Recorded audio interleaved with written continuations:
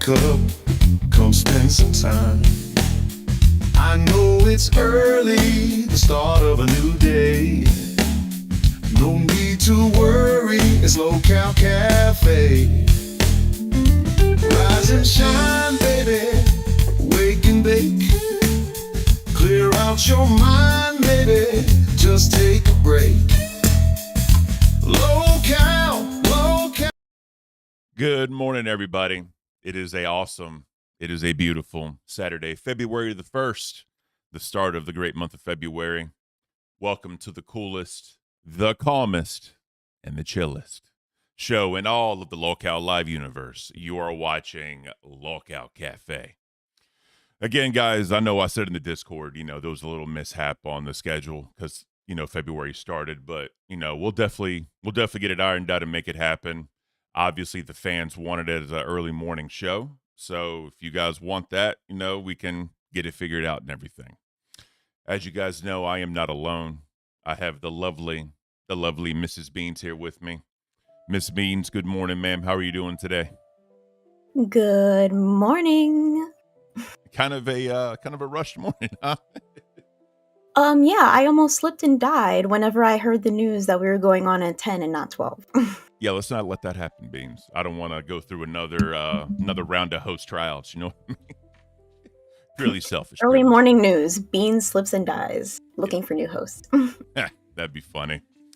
Oh, man. So, as we always do, what you got in the cup this morning, Miss Beans? I have Café Bustelo, as always. Beautiful. And the same coconut creamer. Nice. I think I'm a very simple and repetitive person. I was going to ask you, so, ever since you've been on here with me, you've always had the Café Bustelo. Is there anything else that you dive in a little bit? Any other type of coffees? Not really, but I think with the start of the show, I think I will be investing in different cups of coffee and maybe giving a little review while we go along our day. Got you. Give me 1 second.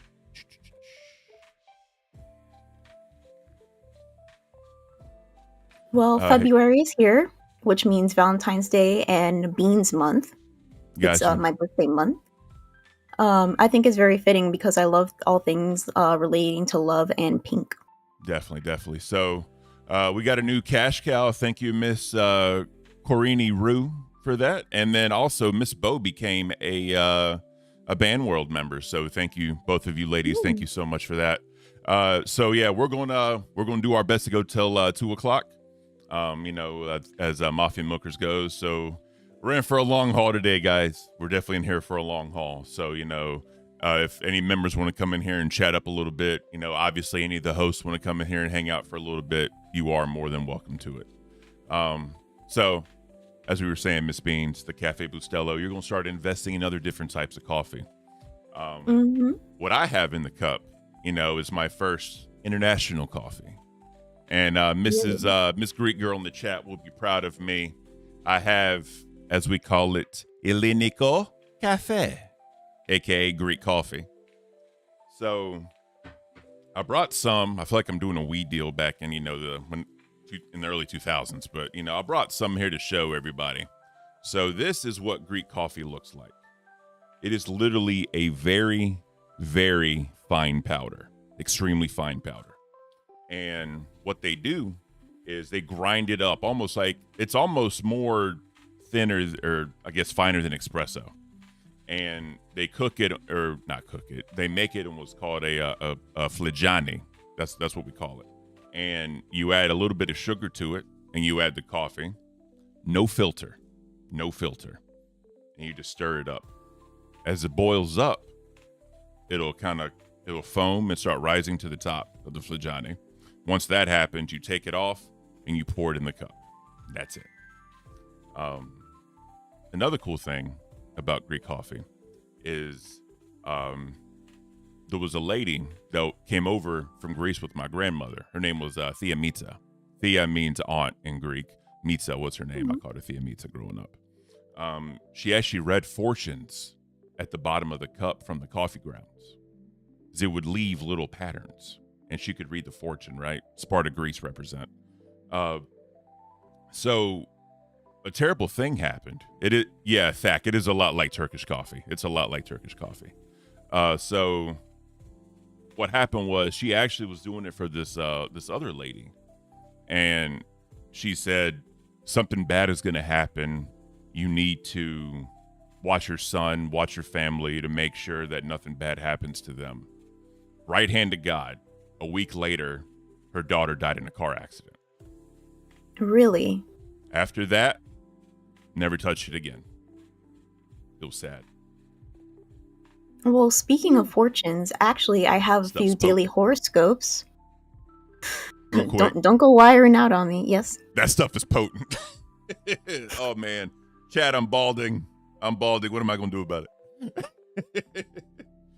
Yeah, so I make it a little wired this stream. I apologize. This is some potent stuff. So let's go ahead and get into it. So floor's yours, Miss Beans. Okay, so for your daily horoscope of February 1st, for the Aries, you have to take a deep breath before you act. Not every battle needs a warrior today. For Taurus, if comfort is king today, you might find your royal throne, probably in your favorite snack spot. Mm-hmm. For Gemini, your words hold power, so choose between inspiring the masses or starting unnecessary drama. It's getting hot in here, so don't get naked. This is a family stream, sir. I'm not gonna pull a boogie and just I'm not gonna do that, Beans. I apologize. Or a Richard. No. Grim, we're safe here, sir. We're safe. Continue, Miss Beans. I'm sorry. Gemini, your words hold power, so choose. Oh, I already read that. Cancer, something that Boogie likes to fake. Home is your happy place today, unless someone touches the thermostat. So Leo, the spotlight is yours. Maybe let someone else talk for just a second. Virgo, organization is your love language, but today embrace a little chaos. It won't bite. Libra, decisions. Just pick something. No one's judging except you. Mm-hmm. Scorpio, your mysterious energy is at an all-time high, perfect for plotting or just brooding dramatically. Beautiful. Sagittarius, adventure is calling, but your couch is whispering just 5 more minutes. Capricorn, productivity is your middle name, but don't forget to actually enjoy the weekend. Mm-hmm. Aquarius, collaboration is key today unless you're dealing with people who don't understand group projects. Okay. And then Pisces, which is mine. Your daydreams might be trying to tell you something, or maybe you just need a nap. I think that last part is very true for me. We need a nap, Keemstar. In the middle of the stream, we need a nap. I already got So, just to answer everyone's questions, this is the guest room in my house, right? That's where I stream from. When I started this whole entire YouTube journey, this was after we had already moved in, right? So I'm trying to make the best of what I can. You know, people have helped me get equipment and all that. Obviously, you know, got everything going on here. So, you know, once this thing picks up, I'll be able to move to a more permanent location. I love the idea of doing this stuff. You know, YouTube, LolCow Cafe, I really feel is my home. This is definitely my speed as far as being the best person I can for the LolCow universe. So, you know, as things goes on, we'll definitely be making improvements. I do have a green screen, so we're going to start working with that. Obviously, I'm going to ask for a little bit of a handicap while we figure that out. Obviously, the chat wants to trash me. They can trash me, right? That's fine. But before we move on, kind of cool Greg with the $4.99. Good morning, Beans and Ken. I'm not always in chat, but I watch all of it eventually. Ken, you're going far. Beans, you rock too. Coffee cup, cow, and I think that's a corn stalk, or I don't know what that is. Oh, it's a heart on fire. Flaming heart emoji. Thank you very much, kind of cool Greg. That's beautiful. We definitely appreciate all the support here. So speaking of that, we still don't know if gifted members work. Obviously, we all know that TikTok had their issue. So if I'll probably end up gifting one member here in a little bit just to see what happens. Yeah, I don't want to ask any fans to do it because I don't want people's money in limbo, especially on the weekend. So we'll try that here in a little bit. As far as the horoscopes go, I'm in Aries, and that really actually made sense. What they were saying, like you don't need a hero, because I always try and be the hero in everything I do. So, but I did want to show the chat one thing. I know Friday I got called out for the gym shorts, right? He's wearing pants today. And dress shoes. Well, I'm still wearing my I'm in it to win it, chat. little slippers. I respect it, Beans. Well, here's the thing. I got called out, so I felt, I had to come correct this time. So, but let's go ahead and get into it. We got a crazy docket today. And, again, we're going to try to, we're going to make this happen until 2 o'clock, guys. So just bear with us. We'll definitely do it. Again, if anybody wants to, come in members waiting and talk to us for a little bit in the middle, kind of like an intermission or like a break up the monotony, by all means, feel free. And as always, any host is welcome. Just come on in the chat or in the live on air. We can have a conversation. So before we get started, LolCow Nerds dropped their trailer yesterday. Really? Yep. If anyone hasn't seen that, it's got 1,000 views, which is awesome, for a brand new channel. We got lucky we didn't have to do a trailer, but, I suck at video editing. I'm going to tell you that right now. Let's go ahead and drink some more nectar of the gods. Ooh, God, that stuff's potent. Let's go ahead and check this out real quick, guys. I will share my screen with you, ma'am. Also, if any other hosts are watching, the easiest way I've found to share screen and do all this. So obviously you share screen here with your host, your co-hosts, right? Grab the window and just drag it, because the fans see this. Then you can go full screen.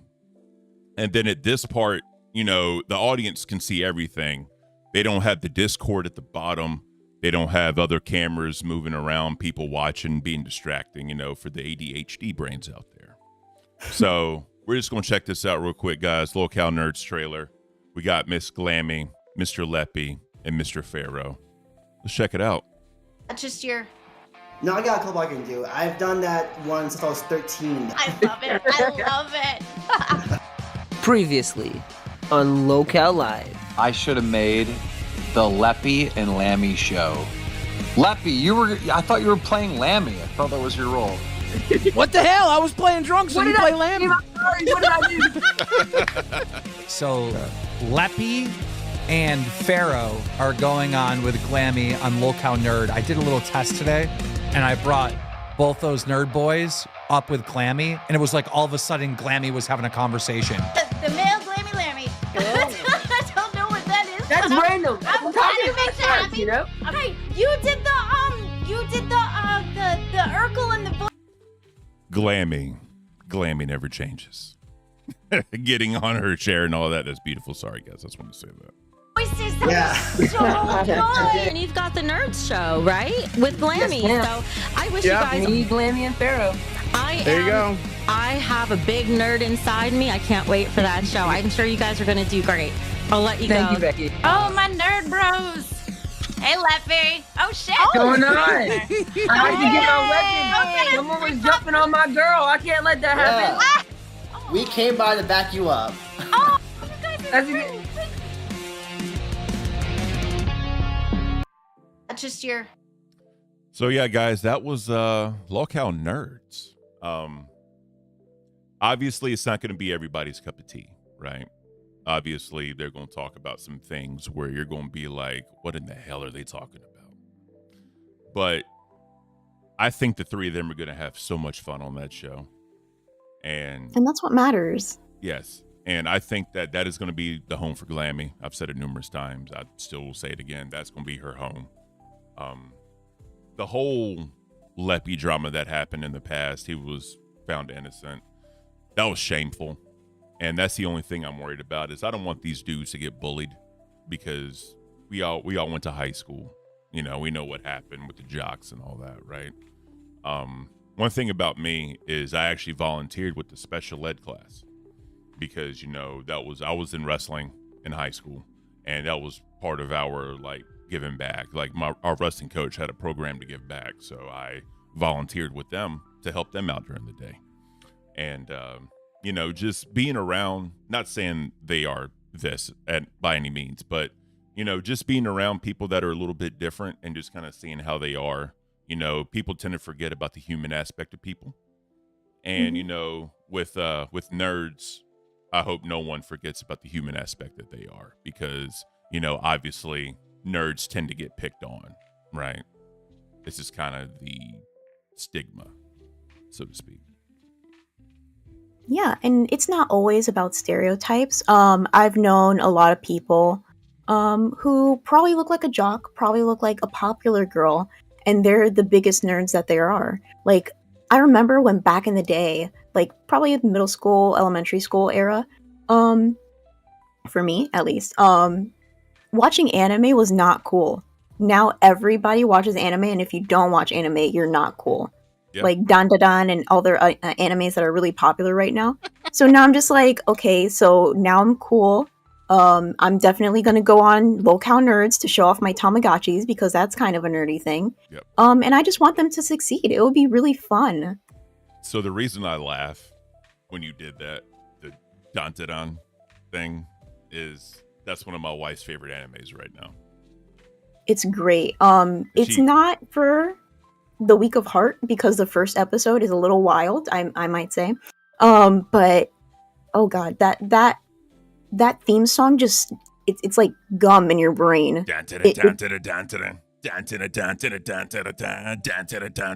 I'm always dancing. I'm always dancing when I hear it because it's just so iconic.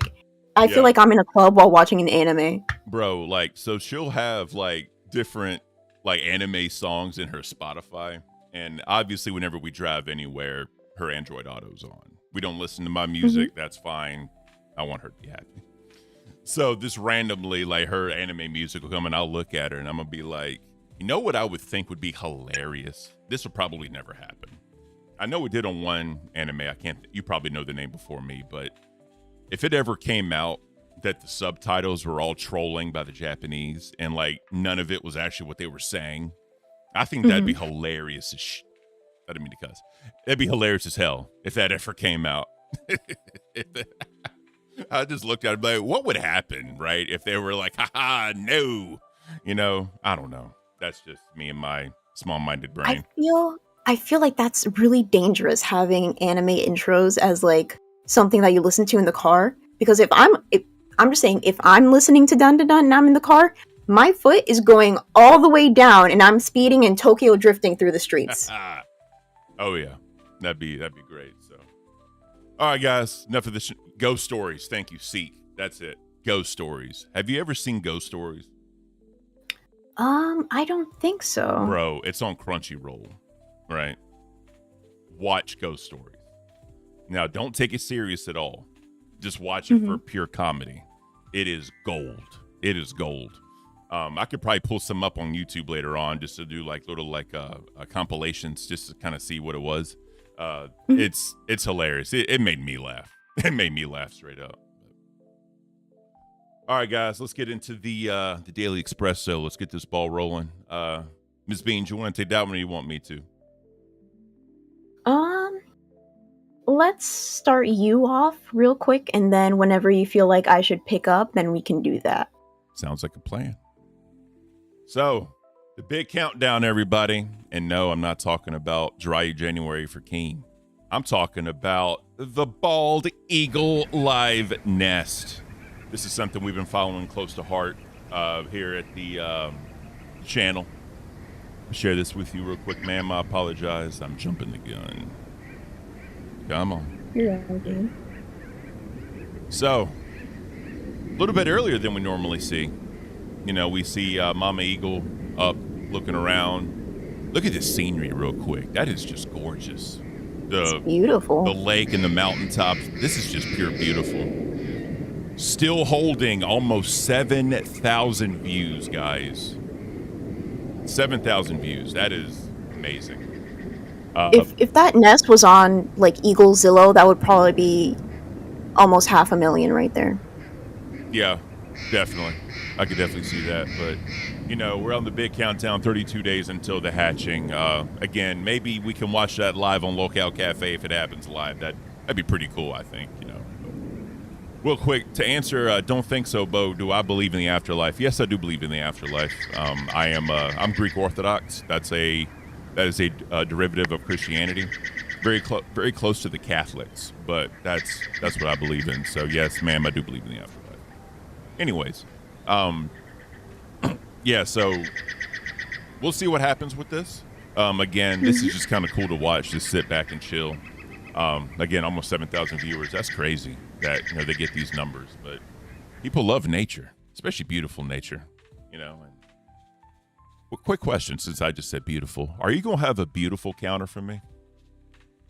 I think so. I think that would be a great addition to the show. Every single time you say beautiful, just a little tick. Beautiful. Real quick, guys, I'm gonna put a poll in the chat. I wanted to do this earlier, but this is just gonna be about start times, because I know that there was a schedule put out in February for what's happening. I know on the live stage, again, that's paid content, so I'm not gonna go too deep into that, but there was talks of other things happening that may move some people around left or right. So I just want to know kind of like where the chat is as far as the time slots go. So I know we got to think about all time zones. You have to think about, weekends, people getting up, getting ready for work and all that. So, I just kind of want to see where the chat is on that. So actually, move this down quick. There we go. All right. So the chat is active, or not the chat, Jesus. The poll should be active. Let us know what you guys think as far as time zones go. And not time zones, like start times go. And we can kind of go from there. So daily horoscope. We already did it for the Aquarius, but I'll reread it for those that missed it. Oh, my camera's going in and out. But anyways, we'll see what happens. I did order a Elgato Facecam Pro. I have one on the way. So hopefully everybody dropped a whole bunch of money on that. Well, I'm in this for the long haul. I really think this is my home, and anything I can do to make this better, to give the viewing audience a better experience, By the way, the times are Eastern Standard Time. I didn't tell people that. I apologize. Eastern Standard Time on the poll. I just want, the best experience, the best visuals, everything to be the best here on LolCow Cafe for the audience. I know this is definitely a different vibe than the rest of the universe, but I want to make it as best as I possibly can. So I have the Elgato Facecam Pro coming in. Hopefully it should be here by the end of next week. Best Buy is actually sold out. There's not one available for order on Best Buy right now. So I had to go other ways to get it. But anyways, when it comes in, we'll get that set up. I'll probably do it live because I can have the other camera going too. So we'll probably end up doing it live. And people can help me out, and then we'll see what happens with it. So, daily horoscope for Aquarius. Collaborate with others to optimize performance. Ask for advice and assistance from trustworthy people, and appreciate the benefit of teamwork to find new ways of getting things done. Through team effort, you would create outcomes that would exceed what you would have done singularly. Singularly. I don't know if I've ever heard that word. Beans, what about you? Yeah, I went to university. I have a biology degree. And you hear a lot about the singularity, especially when it comes to like planets and such, atoms, things of that nature. But it's kind of complicated because people use singularity in many different aspects and in many different contexts. And I think that's amazing about words. One word can mean so many things. Yep. One word can be used in so many ways. And I think that's what's so amazing about the English language. They actually say the English language is the hardest to learn just because of the different meanings that same words can have. Like, think about like read and read, right? Mm-hmm. Read and red are spelled the same. But you also have red, R-E-D, right? The color. So It's one of the Donut Lord Band World. We appreciate you, Donut Lord. Thank you. Hey, I'm gonna hit the Vuvuzela, I think it's called. Let me know how it sounds, guys. If it sounds like turn my light down a little, I can do that. Let me know what it sounds like. I think I did a little bit with that. Remember, guys, I'm Kratos. All right, how does this look? Let me know. What do you think, Beans? Is this better? I think there's a lot of light just reflecting off of your face. I don't know how to fix that though. If you have any suggestions in the chat, please let us know. Somebody does say, Crazy Casey, I think, said, in my opinion, your background should be changed. I mean, it's LolCow Cafe, not LolCow Bedroom. So maybe change your setting for a better fit. So actually, I do agree. I think it should be a more professional setting. At least that's what I thought in the beginning for mine. Definitely. And then I went into the Discord. If you are not part of the Discord, remember to upgrade your membership to a cash cow. I believe that's $10 a month. I believe it's really fun. I went into the Discord and I'm like, hey, you guys think that I should change my background? And everybody said, no, I like seeing your plushies. I like looking at every single one of them. And I think that's like a very cozy atmosphere. So I do appreciate everybody giving me that little tip. Or Brad the Dawn also helped me out. They said the lighting is better. Somebody said that I had like a very white background, or like it wasn't very contrasty. Mm-hmm. So I was like, hey, I have these strip lights on my ceiling. I should turn them on and maybe every episode have like a different color of some sort. Oh, yeah. So my Achilles heel is always going to be lighting, right? Because that's just the one thing that is just not computing in my head. I got a ring light, right, from Amazon. It's a decent size. And it has like white, eggshell white, and then like some type of yellow. You know what I mean? Then it has 5 different brightnesses for each of those. And it's USB powered, right? So that was the best I could get as far as, trying to make the deadline for the show. I wanted to make sure I had the light for the show. So, I mean, obviously the boss will let me know what he thinks of my lighting. And to address the background comment, with the Elgato Facecam Pro, we'll be able to get different backgrounds and it'll look good instead of like, blending things together and all that jazz. Also, I have the green screen that we will be looking at. So, like I said, we're going to be making improvements. This is, definitely still kind of early in its birth, but we'll definitely make it happen because we want to do the best show possible for you guys. Look, if you have it on ring light, it needs to be a warmer white for your skin tone. Warm. Bring out that color. Let me know what y'all think about that. Way better, I think so. Cool.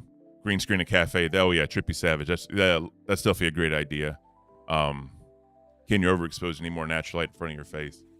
I'll get it figured out. I need a show to do. I got a show to do, but thank you guys. I'll definitely get in the Discord and we'll talk about how to get my lighting good, and I'll hop in like Cam and we'll make it work.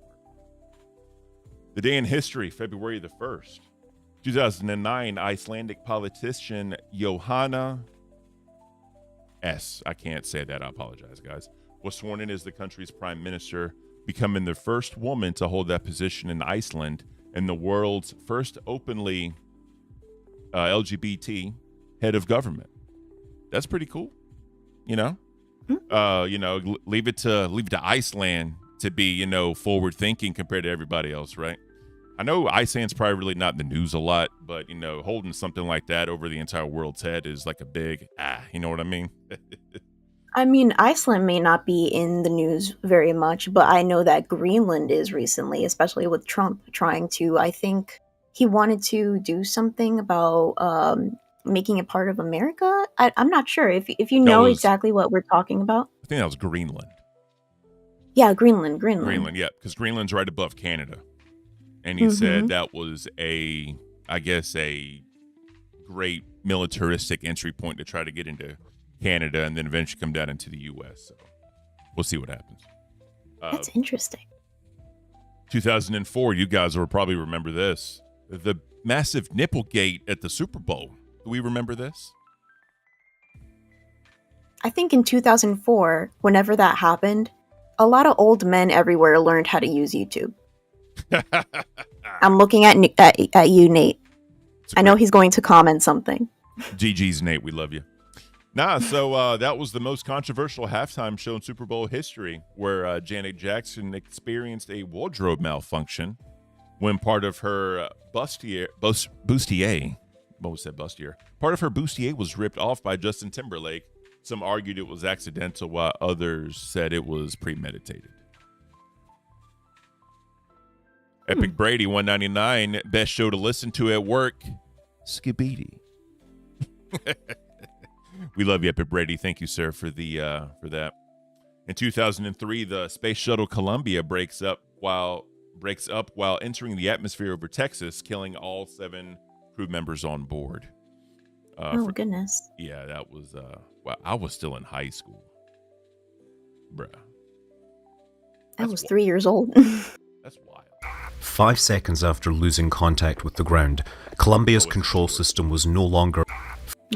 Let's I just want to show this for our younger audience that may not have known what happened here. Let's make it happen.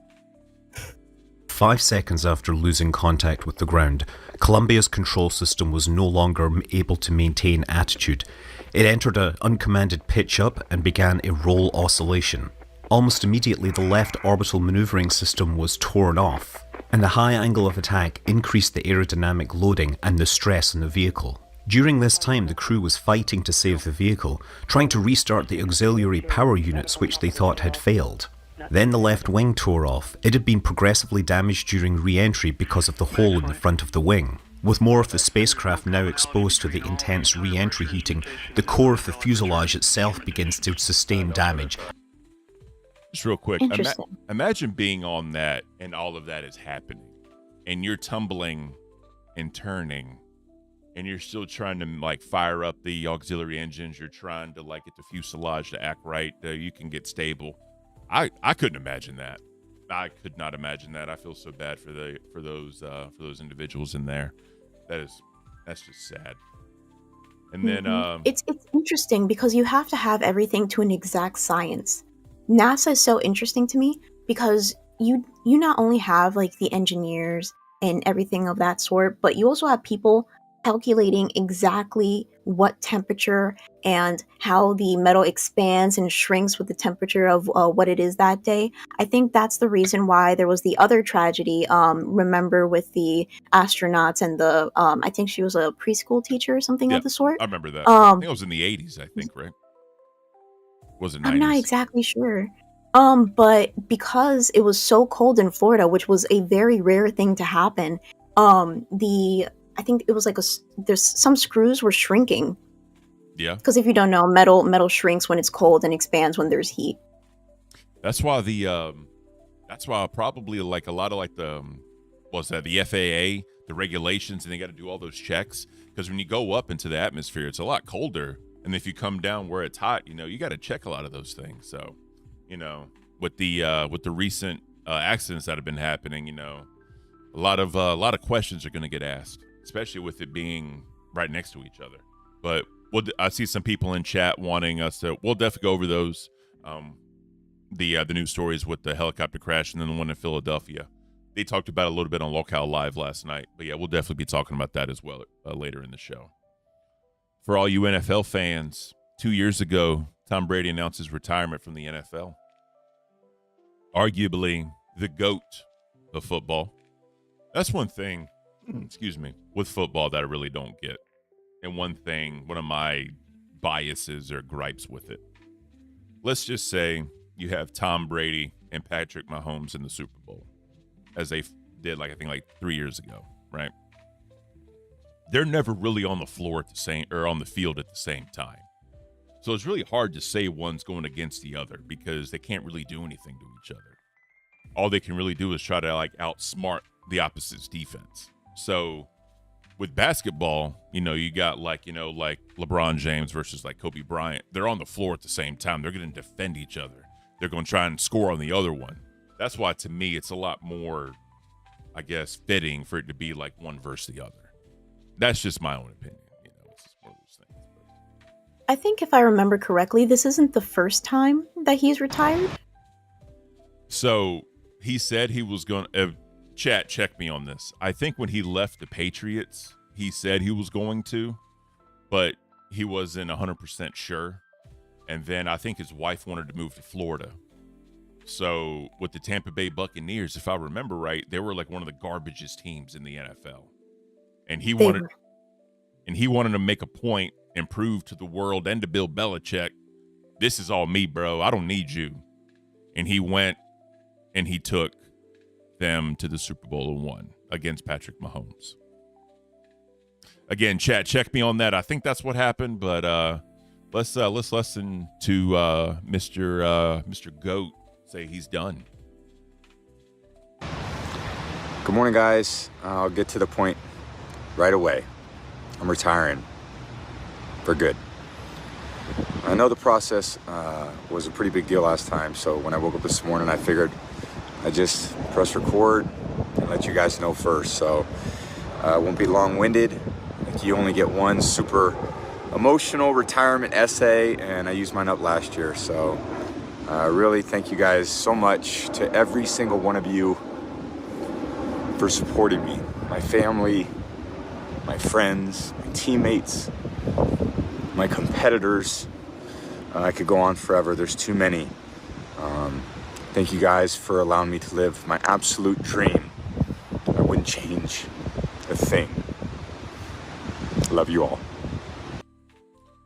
Definitely an emotional thing, you know, because, you know, when anybody walks away from their craft after, you know, so long, there's going to be some emotions there, you know, like especially with being competitors and going around the league, winning so many Super Bowls or championships for any sport. You know, it's just kind of one of those things where you're going to be emotional because your life is changing like that. Mm-hmm. Like no more waking up early, no more going to the gym, no more going to practice, no more seeing the same faces. It's just like you wake up and you're like, I got a show called LolCow Cafe to do. I'm kidding. This is our Super Bowl. There it is. I like that, Beans. I like that. But no, I get it, man. You know, it's you know, definitely one of the greatest careers in NFL history. I believe he was a 7th round pick. Chat, check me on that. I think he was. Maybe, I don't know. I'm not a big football guy, but you know, I claim not to be anyway. And then one last thing we'll do is in 1790, the first session of the Supreme Court of the United States was held today. That is wild. That is wild. Because, you know, as we talked about previously, the country is almost 250 years old as far as like government, all that. So 6th round. Thank you. Appreciate you guys. 6th round. I knew it wasn't like first or whatever, but awesome for a 6th round guy. But yeah, so it's just crazy. The country's been around 250 years, and in the grand scheme of things, that is really not that long. It's really not that old of a country compared to like overseas, like UK, the Middle East, Asia, and all that. We're a baby. You know, we're like a little baby country to the rest of the world. Think that's why America acts out so much. All the other countries look at us and they're just like, you need a spanking. We're always in our feelings. We haven't fully matured yet. America hadn't hit puberty compared to everybody else. So we got all these hormones that we're trying to, you know, figure out and things in the brain going, you know. But, that's crazy. So, root for your brain. Chat, y'all want some useless facts? I love useless facts. Ken, do you have any regrets about LolCow Court failing? So, I'm going to be honest. This is just straight from the heart. Hindsight's always 20/20, you know, and that's something that we were excited to do. Beans, myself, Grim, Nate, Billy Joe, Kyrie. A lot of work went into that show. And I don't know if you guys saw, Keemstar said that we overcomplicated it. Just straight up overcomplicated it.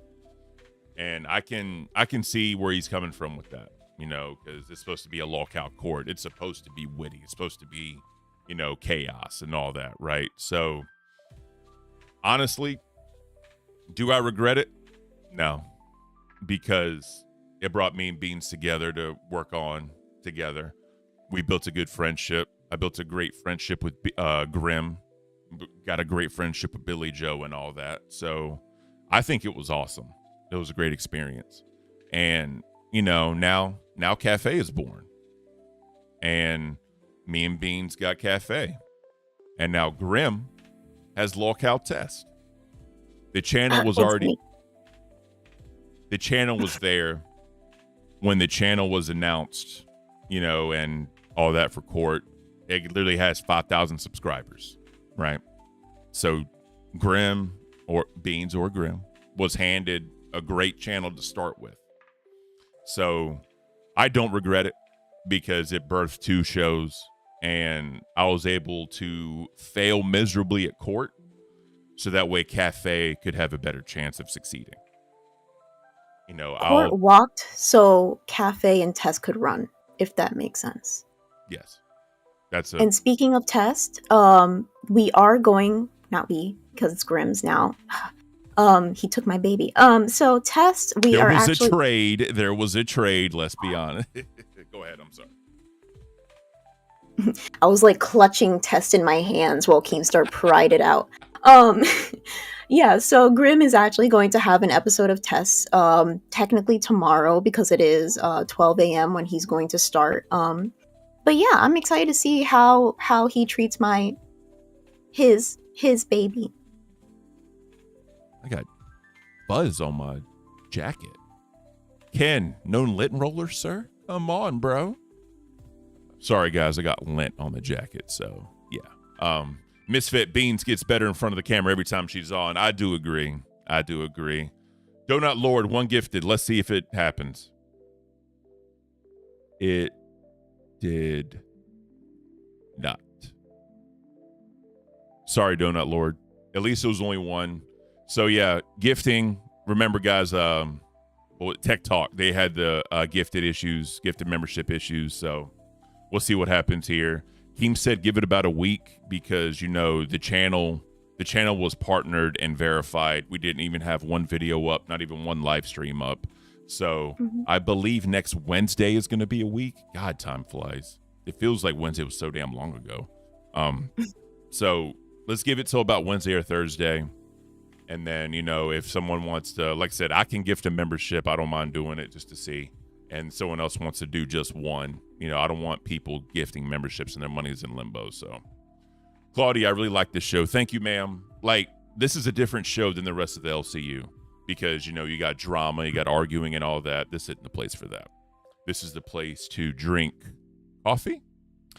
My voice just squeaked. The place to drink coffee and learn about what's going on in the world. So, we just want to give you a chill, calm vibe, guys. We appreciate it. The coolest, the calmest, and the chillest show in all the LolCow Live universe. Keem has graced us with his presence 2 shows in a row, so maybe we'll get 3. Who knows? Especially since it's a longer episode. Oh, yeah.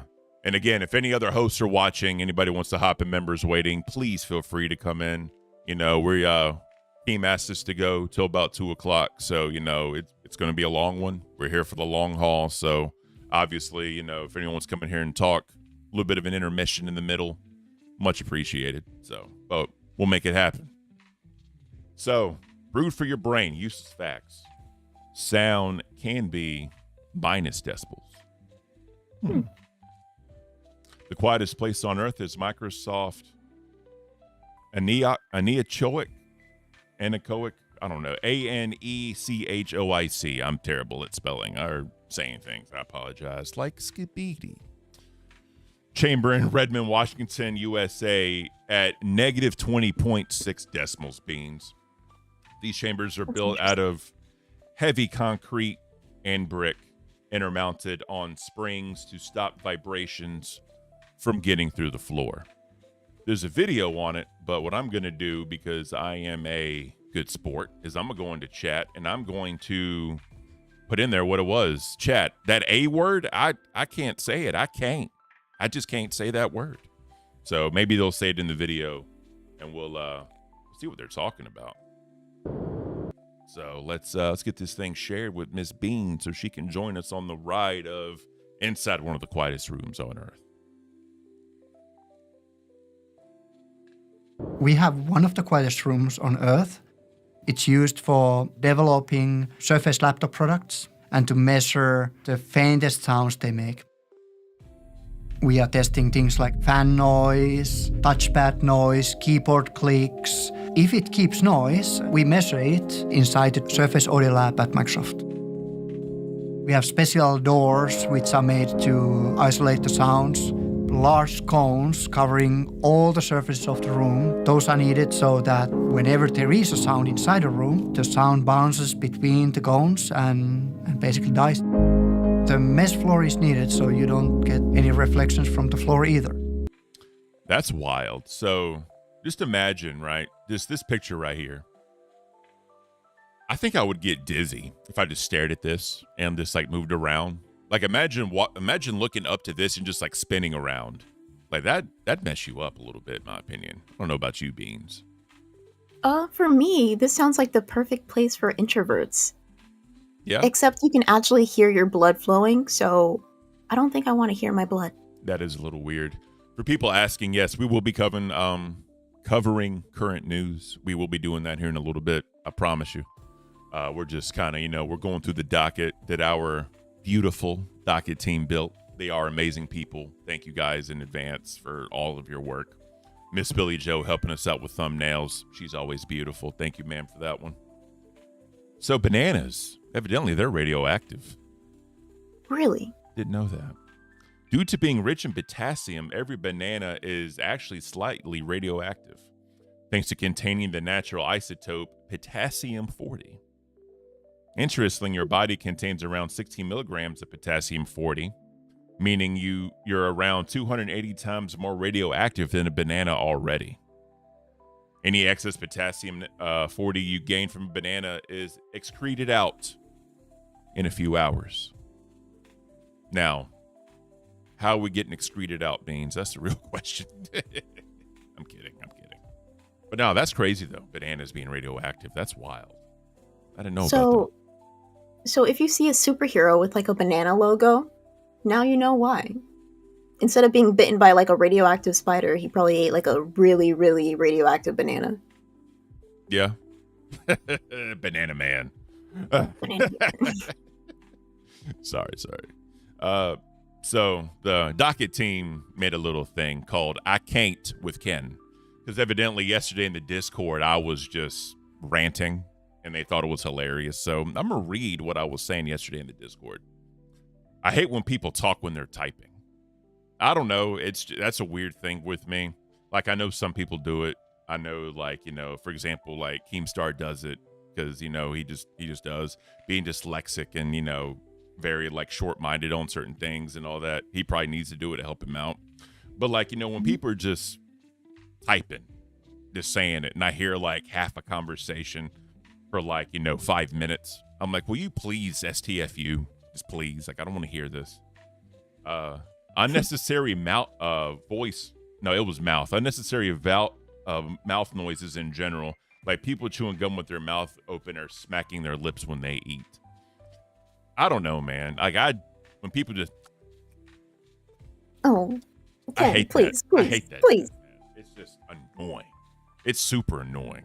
I can't. I think this is no fault of Zayzooted. But in the beginning of LolCow Mafia Milkers, I'm getting confused with all the shows going on. But in the beginning of Mafia Milkers, there was like this like very moist like mouth sound going on, and I'm just the type of person like I don't really like ASMR.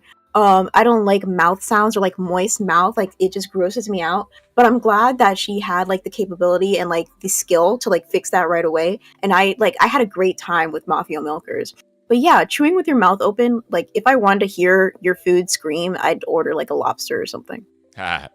Real quick, Shy with the 5 gifted. Shy, I apologize, but they're still not working. You should get your money back. Probably Monday for this because obviously YouTube, I don't think they're going to refund on a Sunday, but I appreciate the gesture. It's greatly appreciated. But as of right now, Super Chats is the only way that we can accept support. So if you guys feel like doing that, by all means, Super Chat. If not, sit here and enjoy the show. We are here regardless. So I see Phineas Longbottom in the chat saying, stop saying moist. I know there's a lot of people that hate that word. How do you feel about the word moist? My camera. Sorry. It doesn't bother me. No. So I don't know if my camera's going to catch it, but I used to work with a guy that would like extend his S's. So it'd be like.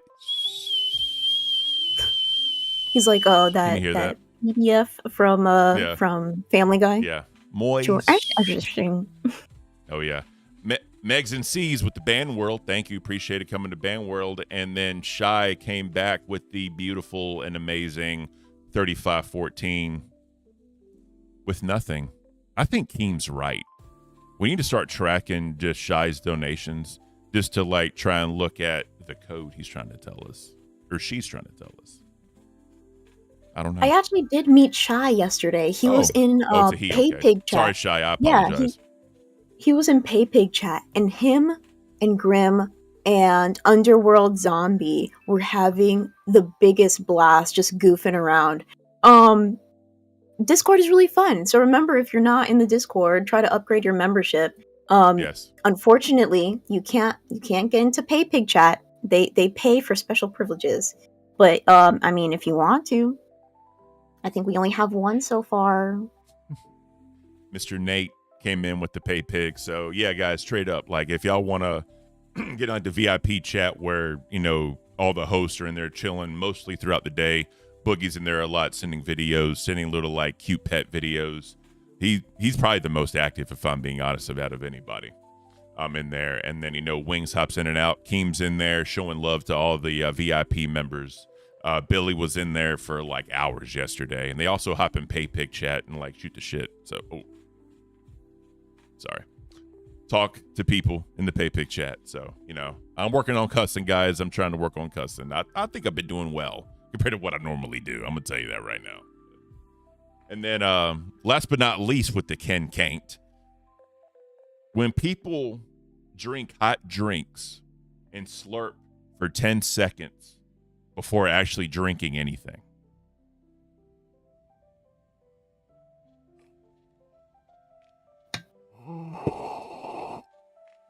It's very faint.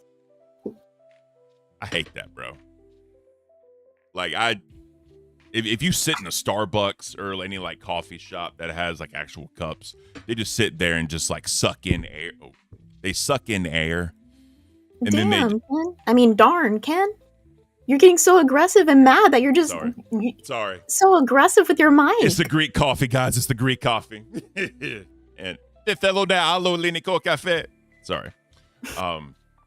Basically it's like they just sit there and they just sip on the cup and just breathing in, you know, and it's annoying as hell to me. It kind of reminds me of that video of the ice cream expert. He like takes like a little spoon of vanilla ice cream. He's like very fragrant. Oh yeah. I remember that video. Hey, pull up that video real quick and share it. I want to watch that now. So real quick, what is your go-to fast food breakfast place? I don't really get a lot of fast food like breakfast. On Sunday before I did my test stream, that was the first time that I ever got in like Dunkin' Donuts. And when I was waiting in line, I was talking to the guy there. His name was Nico. He really hooked me up that day. And he's like, "Oh, shout out like Nico. what? Shout out Nico. What are you doing today?" And I said, I was so embarrassed. I was like, "I'm doing an internet show." "Oh, tell me about it. Do you know who Keemstar is?" And he was so, his eyes got so big, and he's like, "Yeah, I know who Keemstar is." And I was like, "You know what LolCow is?" And he's like, "No way." And I was like, "Yeah, I'm so sorry." But we had a very lovely chat, and he like gave me some fantastic recommendations. Beautiful. That is awesome.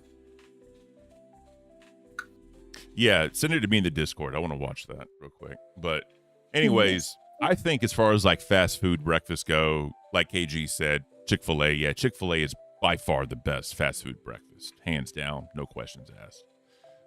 I will say, though, McDonald's is a sleeper. McDonald's to me is a sleeper. Yeah. If anyone has Biscuitville where they're at, Biscuitville is also amazing. KG, shout out LolCow Cafe. We appreciate you, KG. Thank you. Biscuitville. Actually, continue. No. Go ahead. No, I was just gonna say I lied because one of the most fondest memories I had with my dad, whenever he was still around, he would take me to McDonald's for breakfast, and I don't know if you remember when they used to have like the big breakfast with the pancakes and well, they used to call them hotcakes and the sausages, and it came in like the foam. Oh yeah. I don't know why it was so much better in the foam. Terrible for the environment, but it was iconic. Nostalgic. Yep. So real quick, who said this blasphemy in my chat?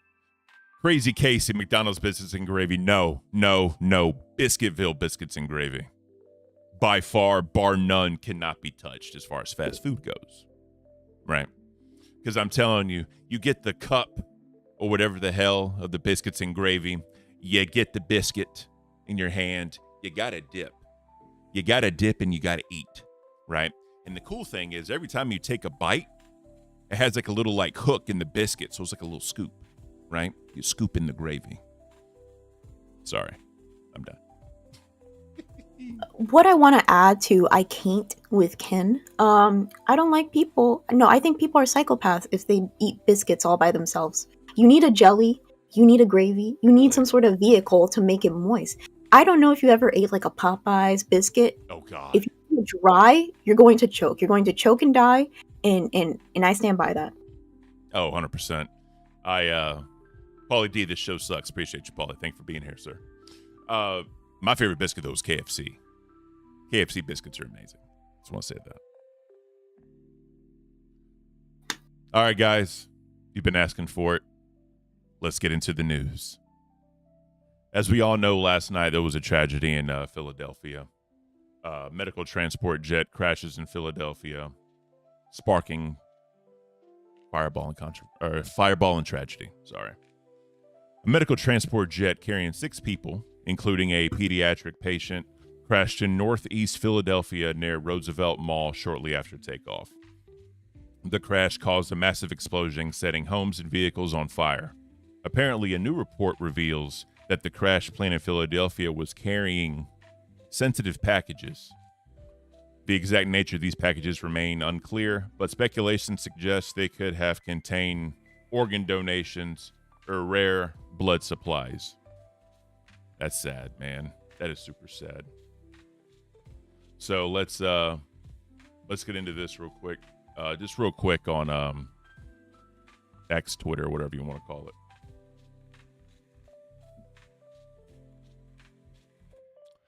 Pediatric patient who received care for life-threatening illness in the United States was aboard the Learjet 55 that crashed in Philadelphia. The girl, one of 6 people in the flight, was returning to Tijuana, Mexico. The others on the plane included her mother, a pilot, a co-pilot, a doctor, and a paramedic. Jet Rescue Air Ambulance does not believe anyone on the plane survived the crash. That's not the most obvious thing. After seeing the footage, I don't know what is. That's just sad, man. It's terrible.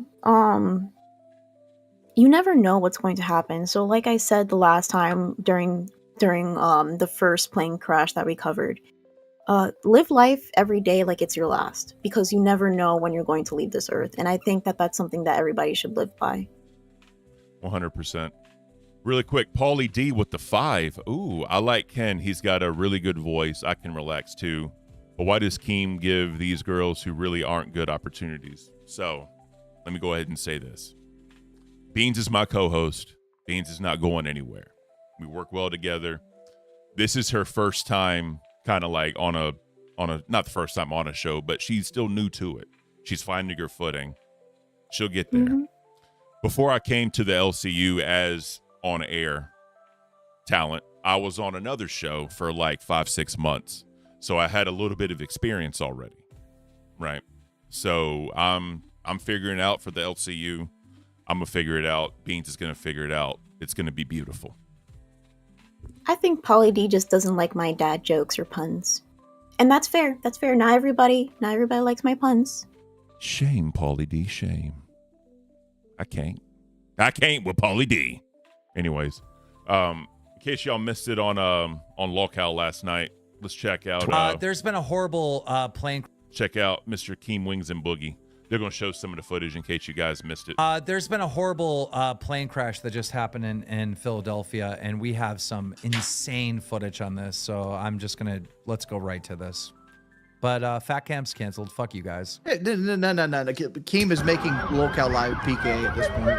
Yeah, what is this, reverse psychology? Guys, look at this, man. Just imagine wherever you live, like in an intersection, just that. You know what I mean? I don't know if I've ever seen Last of Us, the very beginning. You know what I mean? The very beginning of Last of Us when stuff was going crazy and all that. That was wild. You know what I mean? It's kind of just like this going on. It's really coming to real life, you know? It's sad. Psychology was not going to work. I already wanted to go. It's canceled. I was already still going to go. Well, you'll change your mind. Just to bring up the mood just a little bit, just a little funny little thing. So Pauly D said, "I'm just hating because I should be dating Beans instead of Grim." No comment. We all have a right to an opinion. We'll leave it. Mm-hmm. Oh shit! What the fuck is this? That's a plane crash in Philadelphia. Crashing in the actual city of Philadelphia? I thought it was like in a field or somewhere. No. Nope. And look, Drama Alert's got everything on this, so let's just kind of look through this and see everything that's happening. Ooh, here's some parts right on the street. Oh my god. Oh my god. It's That's a wild, Mercy guys. flight or something. Yeah, it's a medical. That's a medical helicopter or plane or whatever. There's been a horrible. Yeah, it's sad, guys. It is super sad. We'll go here on the Ring camera. They showed the Ring camera last night because you can kind of see it. Oh, sorry, my bad, Beans. I didn't share it with you. I apologize, ma'am.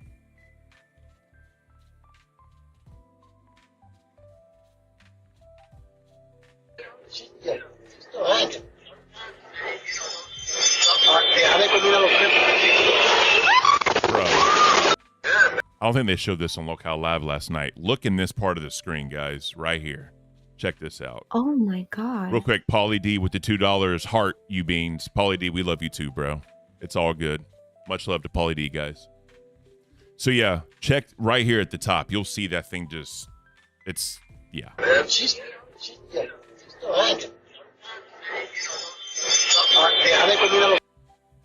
Right there.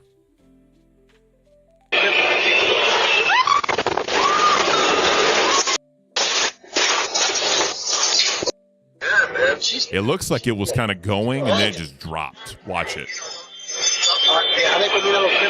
Yeah. That is super sad, Well, man. Yeah, just imagine those people that were just coming out of their house. Like, they don't know what is happening.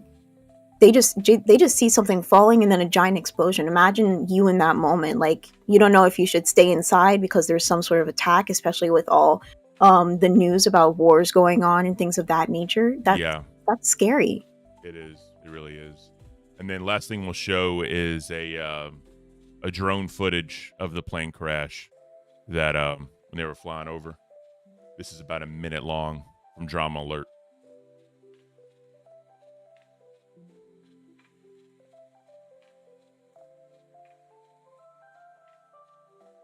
I just look at that real quick. Paula D with another 2. Guys, dry January was tough. I started yesterday. I know, man. I know. It's so sad. But hey, January is over, so pick it right back up tomorrow with Keemstar live at 6 p.m. tomorrow for the Dry November celebration. So if you want to crack one open, do it with him. Yeah. Dry November? Huh? You said Dry November? Oh, sorry. I'm thinking the other one in November. Sorry, guys. My bad. So, Family Channel, Ken. Family Channel. I didn't say what it was. I said I was just thinking about it. So, my Bo's in the chat. My daughter's fiance lives about 11 miles from there, and they could smell the jet fuel for hours. Yeah, it's sad. Like I said, guys, Last of Us first episode, literally what this is. Let's go ahead and play it real quick. Sorry for interrupting.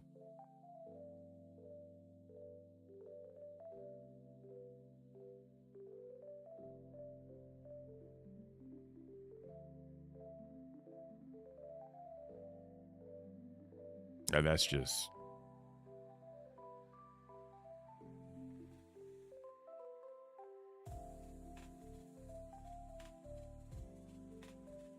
Like how there's like calming jazz music in the background while we're playing this.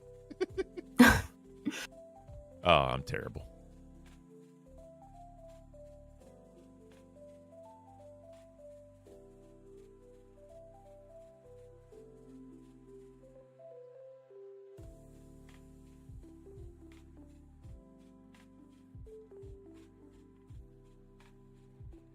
This is just so sad.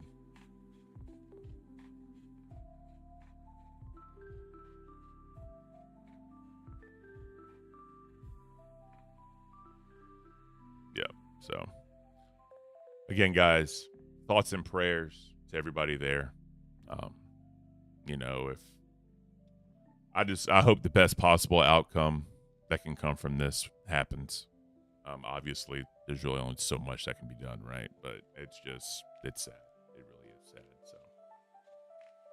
So going into the plane crash in D.C. that's happening. Beans, you wanna go over that one real quick? You want me to do it? The plane crash in DC, yeah. So 67 people are believed to have died after a passenger plane hit a military helicopter in midair near Washington, D.C. Ronald Reagan Airport on Wednesday evening. It is not clear what caused the crash. Flight tracking data appears to suggest the helicopter was flying above permitted altitude minutes before the collision, but an investigation is continuing to determine what went wrong. I don't know if you want to pull up what President Donald J. Trump addressed to the nation. Yeah, I will. I just want to say real quick, and this is kind of my Pauly D with the other two. What about the kid who fell from the light pole? I'll be honest, I haven't heard of that. Have you heard of that, Beans? The kid that fell from the light pole? No? Okay. No, but I'll look it up real quickly. We can add this in, especially because we have more time today. Yeah, exactly. Yeah, so yeah, real quick, guys. We're going until 2 o'clock today. This is going to be our longest show ever, so if it gets a little, like, dull or whatever, I do apologize in advance. We're going to do a redirect to Mafia Milkers at 2 o'clock. So I need to add that into the redirect whenever they get their stream ready. But yeah, we love your patience. We love you guys being here watching us, and all the support is greatly appreciated. So I'm going to pull up what Mr. President Donald Trump said, and we'll take a gander at that one.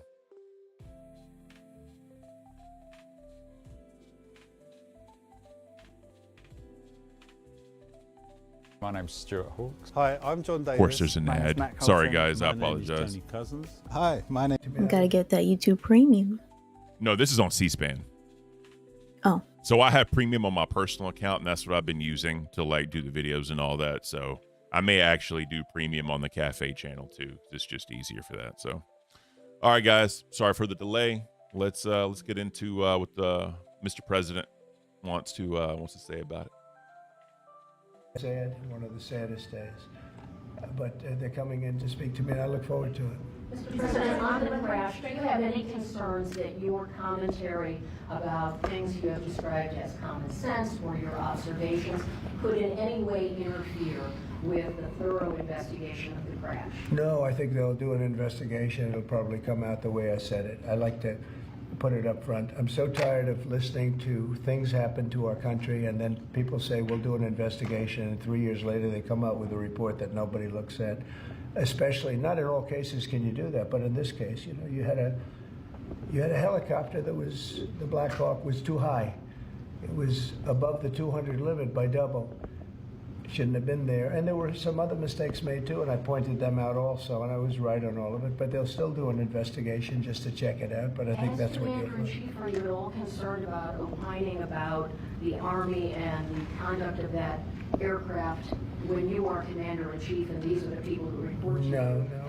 Welcome to the grill session. Yeah, so the fact that he says that the Black Hawk was a little bit higher than it should have been is interesting to me because, you know, when I was in the Army, I was partially in aviation. So, and my best friend that's still in the Army, he's a pilot for an Apache.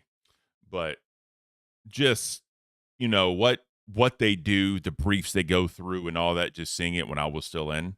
and just the communication and all of that, the communication with the tower at the civilian airports and all that.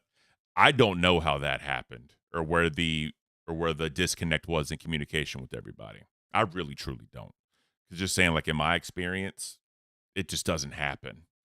And the fact that we have the helicopter crash in DC, we now have this plane crash in Philadelphia. I don't know what's up. What are your thoughts on it real quick?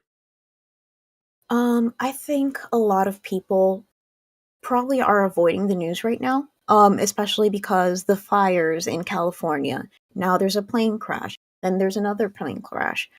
Everything about the drones. People don't really want to hear tragedy after tragedy after tragedy. But just remember to try to keep, even though everything is horrible, and you should keep in mind like what's going on in the world. Not everything is tragedy. There are going to be some good stories. I believe in Sip and Smile News. We're going to be a little bit more lighthearted.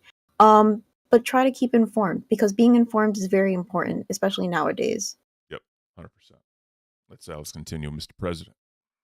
This was all caused by bad rules, regulations, and other things by the Biden administration.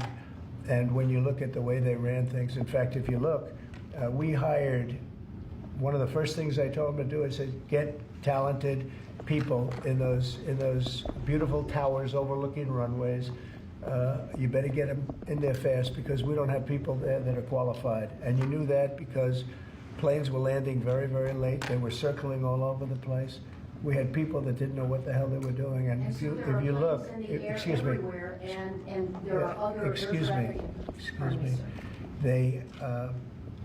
we have to have the best people, the smartest people, the sharpest people as control tower experts.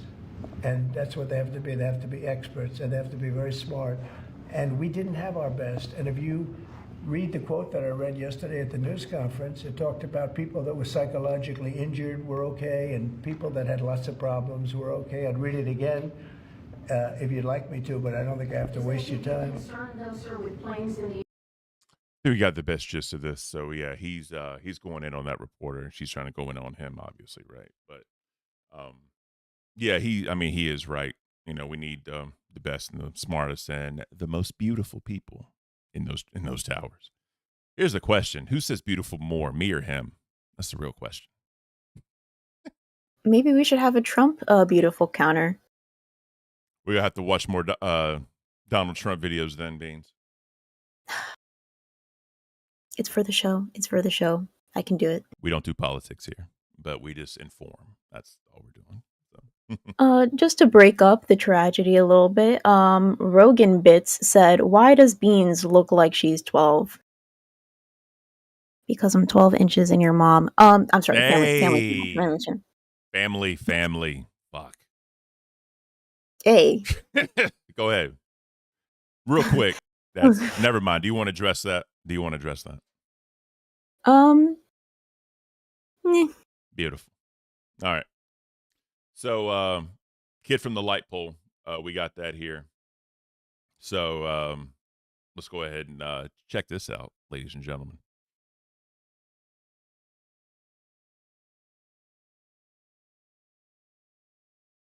El camión de Ricky no quiere arrancar. I apologize for the ads, donde un guys. amable autosoner lo ayuda a revisar y cargar la batería.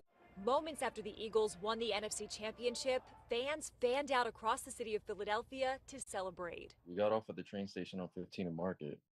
Also, for everybody, this is just showing up in my left ear, my headphones. So if the audio's off, it's not us, I promise. And we were coming up the steps, and there were fireworks everywhere. It was so packed. Chris Caban says there were fireworks going off, hundreds of people on the ground, and these guys hanging on a pole. He captured the moment one of them fell to the ground. And as soon as he hit the ground, literally the whole crowd was like, whoa, because he thudded so hard. Caban says police quickly got to the area. Philadelphia police tell us the man was taken to the hospital. Caban says he and his family decided to head home. And everything just felt crazy after that. Because around like every corner there was something going on. A frightening scene unfolded at Broad and Spring Garden around 9:30 when police say Bruh. 26-year-old Rebecca DeShields plowed her silver Mercedes into the crowd, injuring 8 people. Jesus. DeShields was one of 4 people arrested Oh last my night. God. Eugene Dennis and Jose Moya are accused of assaulting police officers. Tremaine Davis Blockson was arrested for a stabbing outside of Lincoln Financial Field. You don't want to be, in a celebratory Don't troll me in moment, chat, please. Thank you. have a tragedy occur. Police are now investigating another scary situation that happened at Frankfurt and Cottman, where this man was seen firing gunshots. If Jesus. similar celebrations play out in 2 weeks, Caban said he isn't sure he'll take part. That is wild, everybody. So, what new tariffs on Canada, China, and Mexico mean for you? We're not going to talk about that. But yeah, nah, that's wild. I know, like, normally like in college towns, right? Or, professional sports towns, whenever something crazy happens, there's always the looting and not really rioting, but just a little bit overboard on how they celebrate. While we were watching that, Kitty, welcome to Cash Cow. Thank you, Kitty. We appreciate that. Oh, man. So what are your thoughts on the pole incident, Beans? I don't think people should be climbing things. Let's try to keep our heads together and try not to climb things because anything can happen, and falling from that height is not so good. It gets a little slippery at some point, especially with the sweat, the adrenaline, and all that. Trying to, it's just bad. So I just can't imagine doing that because I have such a fear of heights that just like I think I could get 2 inches off the ground and I'm like, oh, poop. Family Channel. Oh, poop. I'm actually not afraid of heights. Really? Never been one of my things, no. Whenever you were in the what were you? What branch? Army. I was in the Army, yeah. Yeah, in the Army, was there any training that you had to do that had to deal with heights? Yeah, so, obviously, like, when going through basic training, we had something called the Victory Tower, which was, like, one of the last, like, things we had to do. So we had to learn how to, like, rappel and tie what they call a Swiss seat. Too many S's in that. With literally a rope to do propelling with. And I believe it was 90 feet in the air we had to propel, I think. Heck doing nah. that with literally just a rope. My big ass up there just, drop it. It was funny. But, and then what's the hardest or the worst thing you had to do for training? Pauly D with the $2. Sorry. He was on life support, then just died the other day.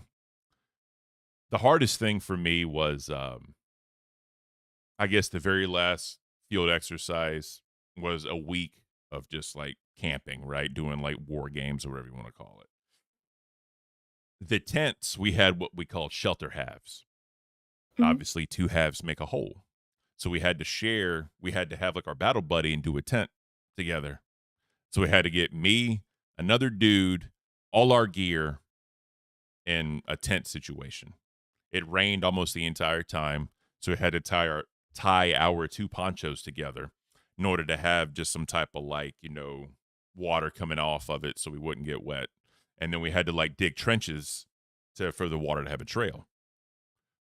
I'm 6'5". The shelter half at its max was about 6'2", maybe. So one night it was raining and I was sleeping, me and this other dude. And keep in mind, this is maybe like 6 feet wide. So me and another dude, all our gear in 6 feet wide, about 6'2", maybe 3 long tent.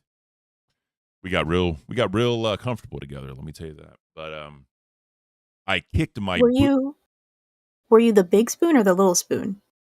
I was the spoon. I kicked my boots outside in the rain, and they got rained on all night. Oh goodness! And that was like day 3, so that was fun. Day 3 of how many? 7. Oh. Yeah. So good times, everybody. Good times. All right. Another Trump thing in the news. Trump appointee fires January 6th prosecutors and issues threat to FBI agents. The Trump administration has fired a group of Justice Department prosecutors involved in the January 6 criminal cases and demanded the names of the FBI agents involved in those same investigations so they could possibly be ousted. That's wild. So, yeah, this is the news article right here. We'll go through it. Nothing crazy. The Guardian, the GOAT. About 24 Justice Department employees involved in the Capitol riot cases sacked and demand issued for a list of FBI officers. We just read that part. The jobs of 24 employees at the U.S. Attorney's Office in Washington were terminated late on Friday, said a person familiar with the matter who spoke on the condition of anonymity. I think I said that right. Because they are not authorized to discuss personal issues. So we already have people in here breaking NDA. You know what I mean? So, Kitty, thanks, Kenneth. Appreciate it. The acting Deputy Attorney General, Emil Bowe, a Trump appointee, ordered the firings, according to a memo obtained by the Associated Press. And in a separate earlier memo, identified more than half a dozen FBI senior executives who were ordered to retire or be fired by Monday. That's wild. I mean, if he has the power and it's legal, what are we really going to do? I mean, it's just kind of one of those things where go with it. I think just like with any president, there's going to be pros and cons, right? It was like that in every election that we take a part of. So I think that, whenever they come in, they do what they need to do. They do what they feel they need to do, and then we move on. But let me take this time to tell people, please pay attention to your local elections whenever you do vote. Local elections are more important to you than the president, I promise. So your mayors, your city council people, your governors, please pay attention to your local voting. Done. Painting found at a garage sale is actually a Van Gogh. Interesting. Let me, let's do this one. Oh, never mind. Sorry, docket team. Sorry guys, I apologize. It was too many links. I went crazy. So here we go. Sorry, everybody. Sorry. Yeah, that's the right one.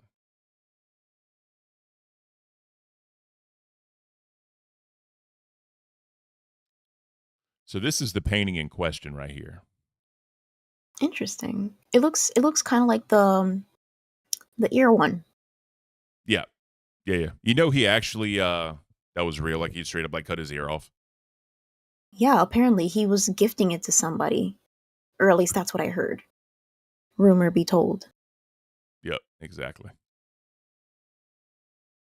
So, a painting bought at a garage sale in Minnesota is previously unknown portrait by Dutch artist Vincent van Gogh, according to a new published expert analysis.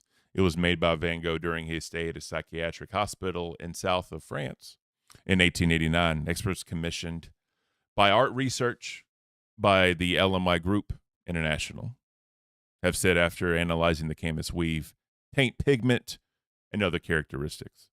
Acquired by the antiques collector in 2016, the painting bears an inscription of the word Elmer in the bottom right-hand corner. That's wild. Someone has an actual Van Gogh. You know what I mean? And then they didn't even know what it was. But what are you going to do? I mean, that's so interesting. Somebody bought a Van Gogh at a garage sale. Meanwhile, I once bought a genuine Rolex for $5, and it turns out it was just a really, really confident Casio. That is wild. Interesting. One last thing about President Trump that they had in the docket that I thought was interesting. Trump begins his term with a historically low approval rating. with 47% approval rating, Republican is only president to have a sub 50% reading at the start of term. At 47%, President Donald Trump's initial job approval rating for his second term is similar to the inaugural 45% reading during his first term, again placing him below all other elected presidents dating back to 1953. Trump remains the only elected president with sub 50% initial approval ratings, and his latest disapproval rating, which was 48%, is 3 percentage points higher than 2017. Partially to that, I think, this is just me personally, he's calling to action, trying to get illegal immigrants out of the country. He's coming in very firm and very like hardcore, trying to do what he said he was going to do. I think with the movement in the societal thoughts of America, people don't like that. But again, usually when people take these polls, video games with the 20, okay. Thank you, sir. We appreciate that. Normally, whenever they do these polls, depending on what side of the aisle you're on, they go to specific places in order to take these polls, knowing the result they're going to get, and then they post these results. That's just me personally, what I think. Kitty, eggs are $13.99. Yes, they are. Yes, they are. I don't know, man. I saw this is very cringe, but I saw a Facebook meme basically talking about like Trump supporters. It was very funny. But basically it's saying whenever Biden was president and the gas prices were up, they were like, gosh darn you, Biden. But then as soon as the egg prices are up during Trump's election or presidency, everybody's like, the value of eggs are actually indicated by if there's bird flu or not, and all these like very technical terms. And I'm like, man, it's very easy when you're on the other side to just blame somebody directly for like all of our issues instead of going into why those issues might be causing like a rise in value and things of that nature. Definitely. Lean on Me actually chimed in. She said, Vincent van Gogh cut off part of his left ear on December 23rd, 1888, during a mental breakdown. The incident occurred in Arras, France, after a heated argument with his fellow artist, Paul. Can't read that last name. Gogh. That's interesting. I love how informed our audience members are. I feel like that's like the perfect dichotomy because people can just chime in and also like inform us as well while we're informing them. Somebody said, I knew you were a liberal, Beans. I'm not. Secret, I'm not. Great. It's like I tell everybody, where I am is I think socially, people should be able to live how they want to. People should be able to look in the mirror and feel how they want to feel. They should feel comfortable with what they see in the mirror. People have that right as a human being. Yeah. But at the same time, economically, we need to take care of America first. We need to make sure our people are okay. Homeless veterans need to be taken care of because that's a very bad epidemic right now in our country. And the way we put money at other places and not take care of our own is very disheartening and very sad. That's Exactly. where I am. So, people call me a libertarian, whatever, I don't know, but that's just me. Epic Yeah. Brady with the 2, off topic, but the new Mafia Milkers theme kills. Are you a fan of their new? I love the new. Yeah, I love it. I think it's so much. It's just different. It's different from all the other like AI songs. I feel like it has like a really good beat. It has like a really nice vibe to it. Like I was actually dancing along before Mafia Milkers started. Sorry, guys. Let me drink my cold coffee. While I drink my cold coffee beans, since we're talking about Mafia Milkers, let's take a break from the news really quick. What are your thoughts on what happened last episode with the new change-up or whatever? Well, first off, so I like the new change up. I really do. At first I was a little hesitant. Just because it's been kind of a poop show so far. It has. But Zay Zudid really surprised me. She's very eloquent in the way that she speaks. she's very informed. She tries to keep the show going. If you go into LCU stories, however, we can actually see a video of Zay Zooted taking shots at Noopy 420. If you guys don't know who Noopy is I believe a mod in the Discord, if I'm not mistaken. And currently he's kind of like a manager for the Mafia Milkers. And I believe there was an issue before you play the video. There was an issue with stream keys. So Zay Zooted was trying to do a test stream and she didn't have the stream key. And I guess she went off on Mr. Newbie 420. Yeah. Where's the video at, Miss Beans? If you go into LCU stories, if you scroll all the way down, there is a bold little thing that says Mafia Milkers. I believe this is 1, 2, 3, maybe 4 lines down. Yep. And then Zay Zooted taking shots at Noopy. Okay. We'll play that one. Also, really quick. Let's go ahead and get that going. Thank you for everyone's patience. You know, things got changed up a little bit, so we're trying to just have a decent groove going on. But let's check this out. Also, really quickly, not to cut you guys off, I just want to say this. Noopy, keep fucking talking shit in the chat because here's the funny part. When I take this job and I'm the fucking boss tomorrow, you're the first one getting fired, bitch. Noopy, love you. I don't love you. Yeah, it's Oh my god, I don't hate even know people what that to say act right like now. they do a Noopy. fuck ton of There's so work, but mu- then don't. Yeah, no, This Noopy has. Savages team. Hi. Yeah. All I heard Savage, we Noopy say do, hi. all I heard Noopy do last All night heard on the Noopy phone do? was, all I heard Noopy do last night on the phone was complain about you, Glammy, about how you can't get OBS running and how nobody can do tech shit, I asked him to send me the fucking stream key and stream elements on that fucking phone call, and he didn't send it to me this morning. Talking about tech shit or whatever the fuck. Do you not think I need that shit? Do you not think I need I have that a shit? question for you. I have a question for you. Did you get the management position on Mafia Milkers today? Then you could have had the stream key I right there. didn't get that until after I called Keem. That was my point. Keem, I had to call Keem and literally get it. Also, really quickly, not. There it is. Oh god. Yeah. I'm so sorry for all the profanity, but we said it was Mafia Milkers. What did you expect? Yep. So there's a part 2. We'll go ahead and play So that as Noopy well. said that he- Oh, it's only 10 seconds. Yeah. So we'll play that real quick before we get into it, guys. So let's show the docket team some love. I saw Dirty Dalish is in chat. Thank you for joining us, Miss Dalish. We definitely appreciate you, ma'am. So Noopy said that he had to get it from Keem. Yeah, and let's be honest, Noopy's a fucking shit producer. The show has been terrible when he's the one hosting it. All of the topics are shit. So Noopy said that he had to get it. Shots fired at Noopy, man.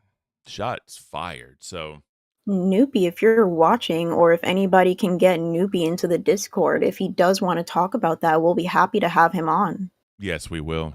That way he can talk about his experiences. You know what I mean? But nah, yeah, I don't know, man. I think Zay definitely brought her A game. I think that I think she will be good for Mafia Milkers as far as like taking it in a different direction. The previous episodes were not all that best. What are you gonna say? Or it wasn't their best, I should say. But I do think that Zay bringing the energy she brought is definitely going to help them out. What do you think? Exactly. That's why yesterday, before they had like their first Zay Zooted had her first like debut, like truly solidified, like I'm the host episode. I said, let's have our audience say, what was it? Zesty Zooted in their chat, because she is a zesty, feisty little one, and I appreciate that. She's really she's going to bat for all the big glasses, small girls out there. Definitely. As far as what was it, I don't want to call her a clown, but like the Southern lady when she came on there. Oh, Bunny. I love Bunny. Right, her yeah. accent is amazing. Yeah, that is definitely the stereotypical Southern belle accent. I thought that was pretty funny. Me being from the South, sometimes my little twang comes out a little bit, but normally my voice is a little bit too deep to really have anything like that, but it is what it is. How'd you think Miss Dalish did? Dalish, I think she didn't really get a lot of time to shine, and I hope that she does get that opportunity later on in the show. There was something else that I wanted to bring up, but now it's escaping me. Got you. Well, let me ask you this. While we're talking about Mafia Milkers, Miss Glammy was on there last night. I know. That's what it was. That's Okay. what it was. I was surprised. I was surprised whenever Psycho Mom and Glammy were talking about doing certain substances, because Glammy just looks like such an innocent person. She looks like a teenager that would think oregano is marijuana, you know? Facts. I could see that. Yeah, so she was on there and they asked her, where do you think you are? Where do you think you best fit? And she straight up said nerds. I was very happy she said that. Because as we saw in the trailer, they're going to have fun, and, I know Pauly D, people like Pauly D, no offense, sir, but some people just don't like Glammy, we, me and Glammy kind of came around the same time, and she had replaced me on Rewind, after a couple episodes. And ever since then, she's just kind of bounced around from show to show to show.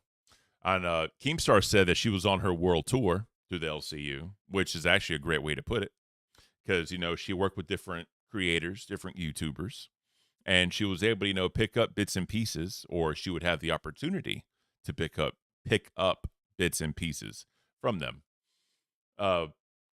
Hopefully she finds her home in nerds.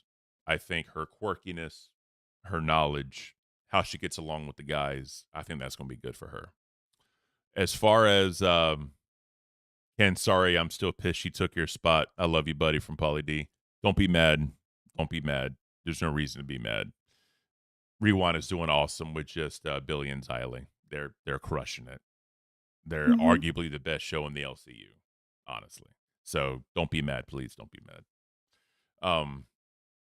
As far as Glammy goes, though, with just her yesterday, how do you think she did compared to how she was after she had her come to Jesus moment?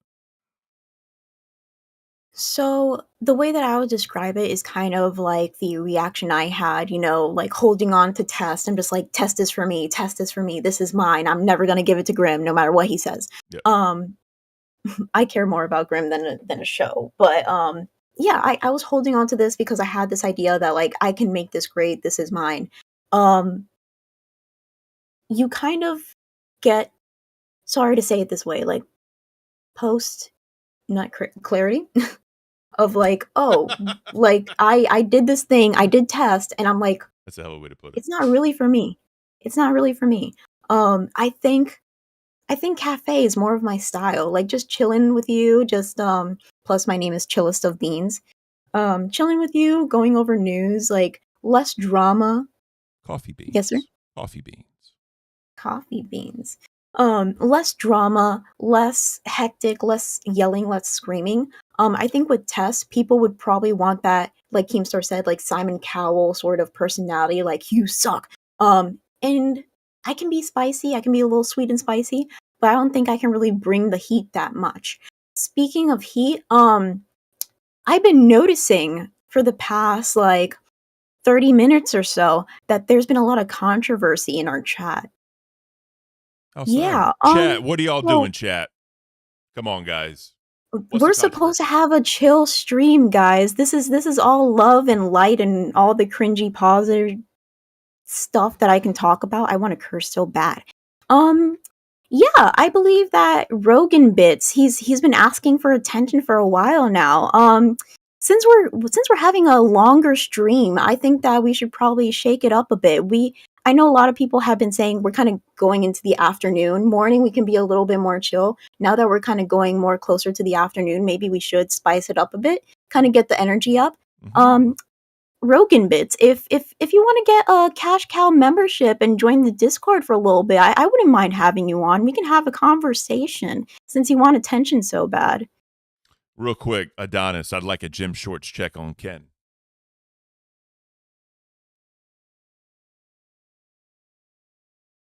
Ooh. He came in hot today. He came in professional.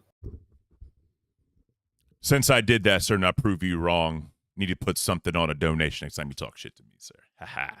Just kidding. Just kidding. We love you, bro. I think next time we need a lint check, though. Yeah, so I need a lint check. 100% I need a lint check. So, yeah, nah. So, again, we are a different show than the rest of the LCU. And I think that, let's see what kind of socks you have. I got black socks, bro. Just straight up black socks. Because you have to remember, I thought I was coming on at 12 because of the schedule. But, you know, Keem said, no, you're going on at 10. So I just got it together. And I was like, gym shorts, no. So I got the pants on and all that, made it happen. So I apologize. My socks are not dress socks. My bad. Anyways, I digress. No, so I'm glad, like I said, I'm glad that Glammy admitted that Nerds was for her. I think that was very big of her. I think she did a lot of self-reflection on that. Mm-hmm. And I think that it finally came to fruition for her and she realized it. I don't know who's going to be running the stream over there as far as like the OBS and all that jazz. I'm not 100% sure, but you know, hopefully if it is her, she takes the bit to understand where she messed up. She takes the lessons that she learned and then apply it to Nerd. And then that way everything is good to go. So, oh man, oh Glammy. So let's go ahead and check out some clips of Glammy. There's a whole big thing. Glammy. There's a whole big thing about who is the real Glammy Lammy. We've seen the bubbly side of Glammy. We've seen the serious side of Glammy. We've seen the I'm scratch your face off side of Glammy. And then we've seen this depressed, I'm terrible, I can't do nothing right side of Glammy. The split personality of Glammy is happening in real time in front of us all. So they were talking about that on Mafia Milkers last night. Let's check it out.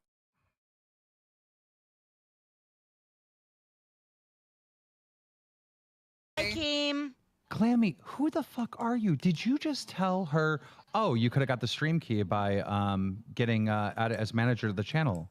I knew what I was doing. I was just nervous.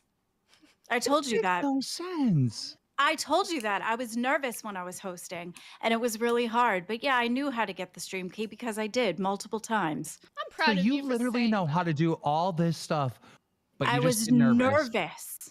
I was nervous. You're not nervous anymore. What changed? No, because I know where I fit and I know where I belong, and there's no pressure right now.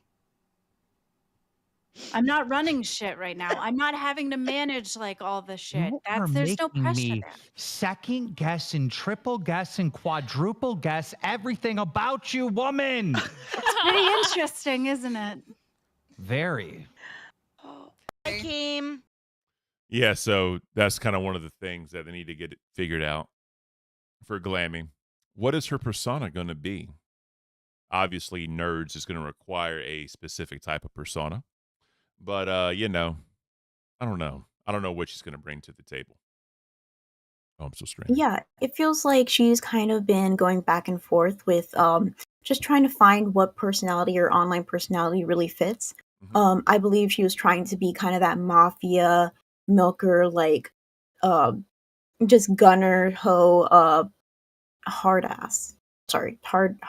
boss for Rewind. She was calling people out. She was going back and forth with other hosts. Now she's kind of like more chill. She's more relaxed. And she's just trying to be herself. And I hope that does continue. We'll see. We'll see what Glammy brings out to the table. Definitely. So, Mr. Adonis with the $10 super chat. All right, boss, you win. Well, you can be competing in a boxing tournament at Fat Camp. You'll dominate. So, unfortunately, I'm not able to because I am a VA disabled vet. I have 100%. It would take the wrong person to see if I did that, and my benefits are basically gone. So, I would love to. I think it'd be fun as hell, but unfortunately, I'm not able to. So, I apologize. But thank you for the $10. That was awesome, straight up. So, Glammy with the edibles, the Psycho Mom. May I ask, have you ever partaken in any edibles, Beans? Unfortunately, well, for me, fortunately, for other people, they think it's unfortunate that I do not partake in the devil's lettuce. Yeah, I'm pretty straight edge. I don't drink, I don't smoke.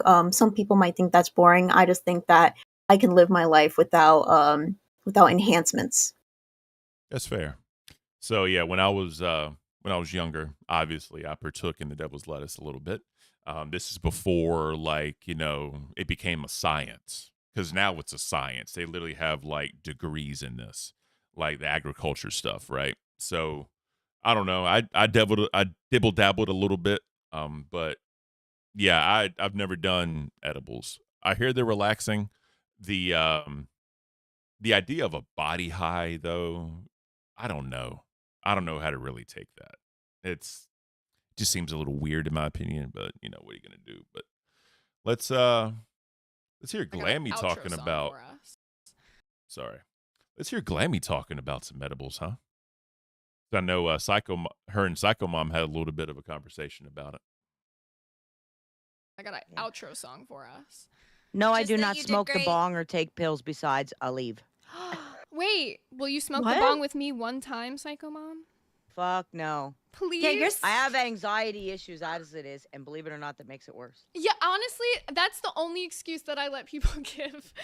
Because I know so many people that say the same thing. Really? Okay. There's more out there. I'm not the only weird one, I guess. Yeah, try edibles, Psycho Mom. Yeah, they sometimes that it's shit. Edibles do better, because I'm the same way. When I'm on weed, I'm the same way. Like, edibles it ends can up be stronger, making me though. Yeah, but it chills you out versus like making you like worry. Yeah, it's a totally I gotta tell you, type of high. it is so wild though when I do that. Like, it's beautiful in here, but it is crazy. Yeah. All right, you guys. I got an outro song. Bro, Glammy at the end. It is crazy. I know, it's hilarious. GG's Glammy.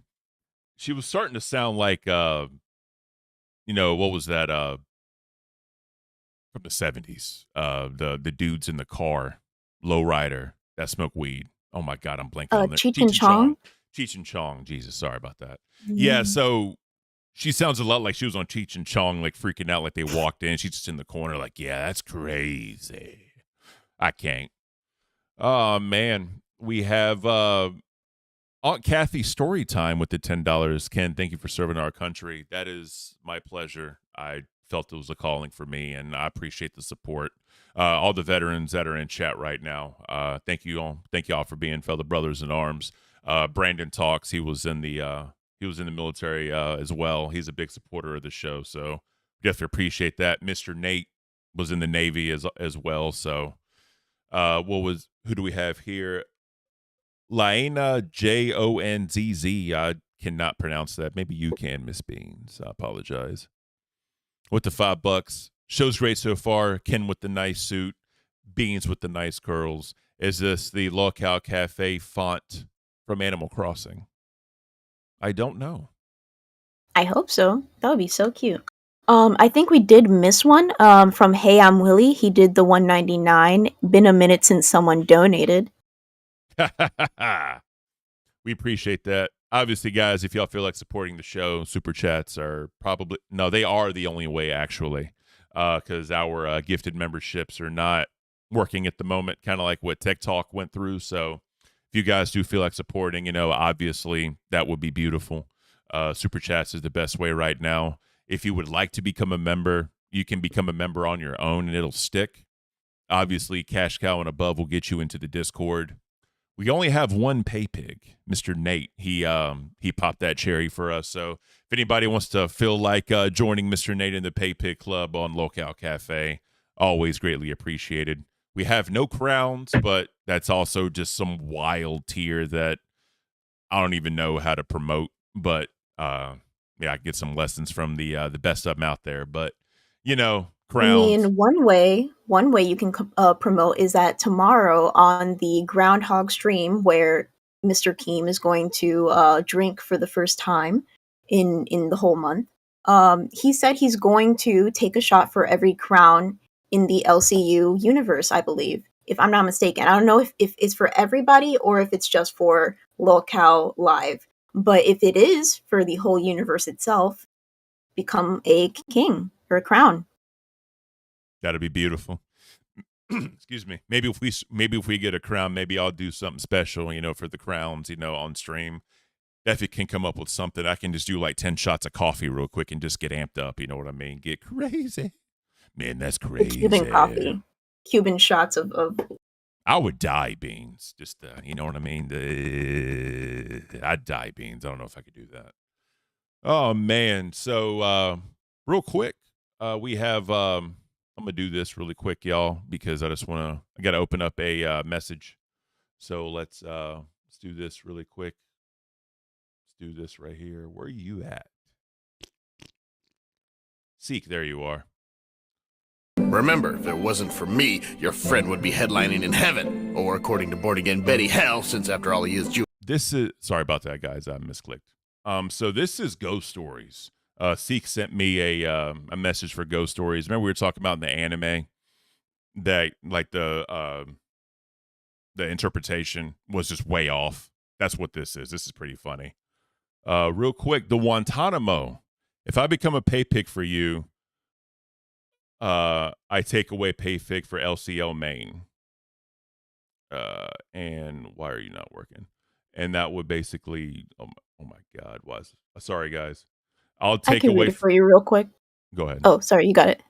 Oh, he said, if I become pay pig for you, I take away pay pig for LCL, LolCow Live main. I'd rather do it, but would you do me a favor and rub it in Keem's face? Deal? I'll rub it in his face all night long. You ever seen SpongeBob where Mr. Krabs takes the dollar and stretches it out and kind of does like the towel trick with it? That's what I'll do to Keemstar. You're a lot nice. You're a lot meaner than me. I try and be the nice guy. I will talk some smack to Keem. I don't know how hard I'll go, but I will definitely talk some smack to Keem. I promise you. Well, you're very chill. You're very mellow. The voice kind of like brings out your very like smooth. Oh my God! Hey, I'm You're Willie's smooth jazz. Hey, I'm Willie's a pay pig, bro. I know Yeah. my vuvuzela. I don't know if it works or not, but hey, I'm Willie. Thank you so much for being a pay pig. You're beautiful and amazing. Thank you. Somebody did say that I'm 30% louder than you. I'm going to adjust my mic real quick. You guys let me know if that works. Oh, you're at 200% for some reason. I don't remember doing that. But yeah, I turned you down a little bit on my end as well. Guys, let me know how Bean sounds in the chat. We got the Guantanamo's a pay pig as well. Thank you, Guantanamo, bro. We're gonna talk some shite to Keem, trust me. And then we have Underworld Zombie for $20. Good morning, Beans. What's up, Ken? Love this show. Hope you guys have an awesome day. You as well, Underworld Zombie. We greatly appreciate it. The support is beautiful, guys. Thank you. I forgot. Okay, so Underworld Zombie, what he's talking about, in the LolCow Live main theme, there's the song that goes wings, wings, wings, wings. Yeah. Every single time that section is going to pop up on the live, there's so many people in the Discord that says beans, beans, beans, beans. And literally in a pay pig chat, in the VC, Underworld Zombie kept saying it over and over and over again. So now it's stuck in my head. And the whole time I was in the shower, I was like, beans, beans, beans, beans. Bro, now that you say that, that's all I'm going to hear now. Beans, beans, beans, beans. That is beautiful. And then Seek with the $5. Happy Royal Rumble Day. So yeah, if you watch the WWE, I believe the Royal Rumble is tonight, pay-per-view. So if you have Peacock and you're a premium subscriber, I believe you get that automatically. I'm not 100% sure because it's been a while. We got Noopy and Kings and Pay Pig waiting. Let's go ahead and bring in Mr. Noopy. Mr. Noopy, good morning, sir. Or afternoon, rather. Good afternoon. How are you today? I am good. Give me a second. While Noopy does that, Rogan Bits is in the chat. He says, Beans, if you tell me what tier, I'll have it for tomorrow and I'll come on. What tier? Yeah. I think you have to be a crown in order to join the Discord, if I'm remembering correctly. Yeah, so I actually wasn't. I was watching the first part, but I did not catch whenever you requested me because I was not home. No worries, sir. Someone tagged me in the Discord, so. I know you're a busy guy, and you got a lot going on. You've had a lot with Mafia Milkers, and bro, hats off to you. Yeah. you're a very patient man. I consider myself a patient man, but I don't know if I could be that patient, So I know you were dealing with a lot, the whole Glammy Lammy situation. And then Zayzooted came in yesterday. She was trying to throw you under the bus on Mafia Milkers, saying that you didn't give her the stream key. I guess the test stream, she didn't get the proper information for the test stream or something. From your experience, what happened with that? So basically what happened is she asked me for the test stream, or the stream key for the test stream, and I had reached out to Keem. I don't actually have it. The reason why I did that is because I've usually tried to funnel requests through me, so that way we don't have everybody spamming Keem. So that was my intention. And I said, I'll get the stream key. And I told her that. And then the following day, she's asking me again. And then I had told her, I'm waiting on Keem. We'll have to wait on Keem. So I don't know. The way she says it, it all plays out. Well, I had to call Keem. Well, I mean, that's all I did anyway, was ask Keem. And then Keem told me, hey, I know she needs the key, and gave it to her exactly when he told me that. So really, if she's bitching about the timeline of events, it's all on Keem. It has nothing to do with me.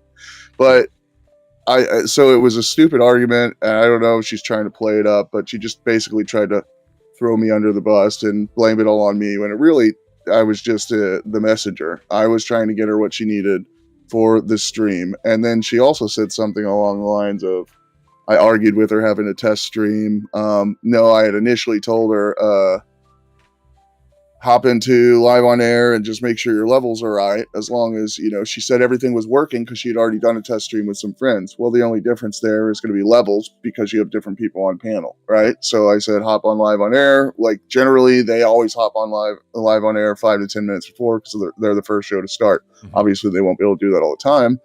But they've always needed to hop on and, adjust levels before they go live. So I basically told her what the girls were already familiar with doing, just adjust your levels. Well, she proceeded to act like that was me arguing that she shouldn't do a test stream or something like that. I just told her, you don't need a test stream if you're just doing levels. If you have other things to figure out, sure, you need a test stream, because she's over here spamming everybody, blowing everybody up 2 hours before the stream, trying to get everybody to hop in so she can do this test stream. Well, I mean, half of those people work, including myself, which I wasn't part of the test stream anyway. I would have sat in to help where I could, but I don't know. She just came out of the gate hot and tried to create some sort of sense that, I don't know, part of some issue was me when, I don't know. It's just, that's all bullshit.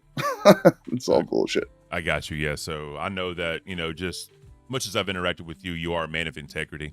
So if something were to happen, you would definitely say, yeah, this is all on me. Like, I fucked up. Right. So. Yeah. And I mean, don't get me wrong.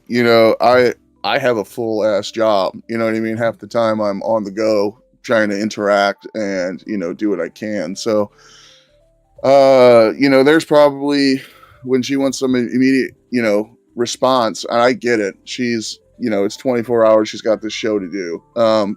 Although again, Keem did not present the final things needed to do all of that stuff until, an hour before the show, or whatever it was. Maybe it was 2 hours. Yeah. But anyway, the point is that, so sometimes, like Keem, because I'm busy, I don't have time to reply immediately. I'll catch it when I can. And, but either way, I don't know. She just came out of the gate acting all hard and wanted to try to pick a fight with me. And the point is she had no real argument. And I don't know. We actually seem to not be getting along right now. She annoys the living shit out of me personally. After the show yesterday, has she still been annoying you up until now? No, I would say that she hasn't bothered me. Although, there was no discussion about thumbnails or anything that's going on with the scheduled stream today in our Mafia Milkers chat. So I don't know if she's doing something on the side to specifically avoid me, whatever it is. Because I was talking a little shit in the Discord, but also simultaneously, I mean, I just took it a little personal when she tried to create, some bullshit on my name whenever I've done nothing from the beginning but, help, and I don't have to help at all. I'm there. My job is just to lend a hand where I can, and that's what I try to do.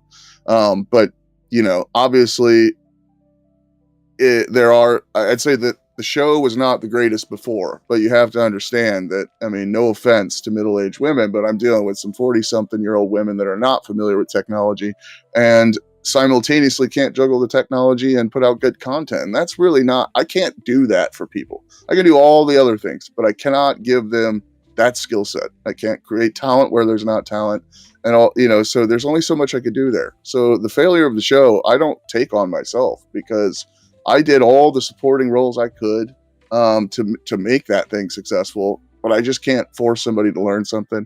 I can't give somebody talent when they don't have it. It's just the way it is. Yeah, that makes sense. I think one of the hardest things whenever you become a host, you're so doughy-eyed. You think that it's going to be great, fantastic. You're going to get like all this how do I say it? Like support or help, or like your handheld. Exactly. And one of the things that you kind of have to understand is how Keemstar works. If you try to reach out to Keemstar, you're going to get to him in 3 to 5 business days sometimes.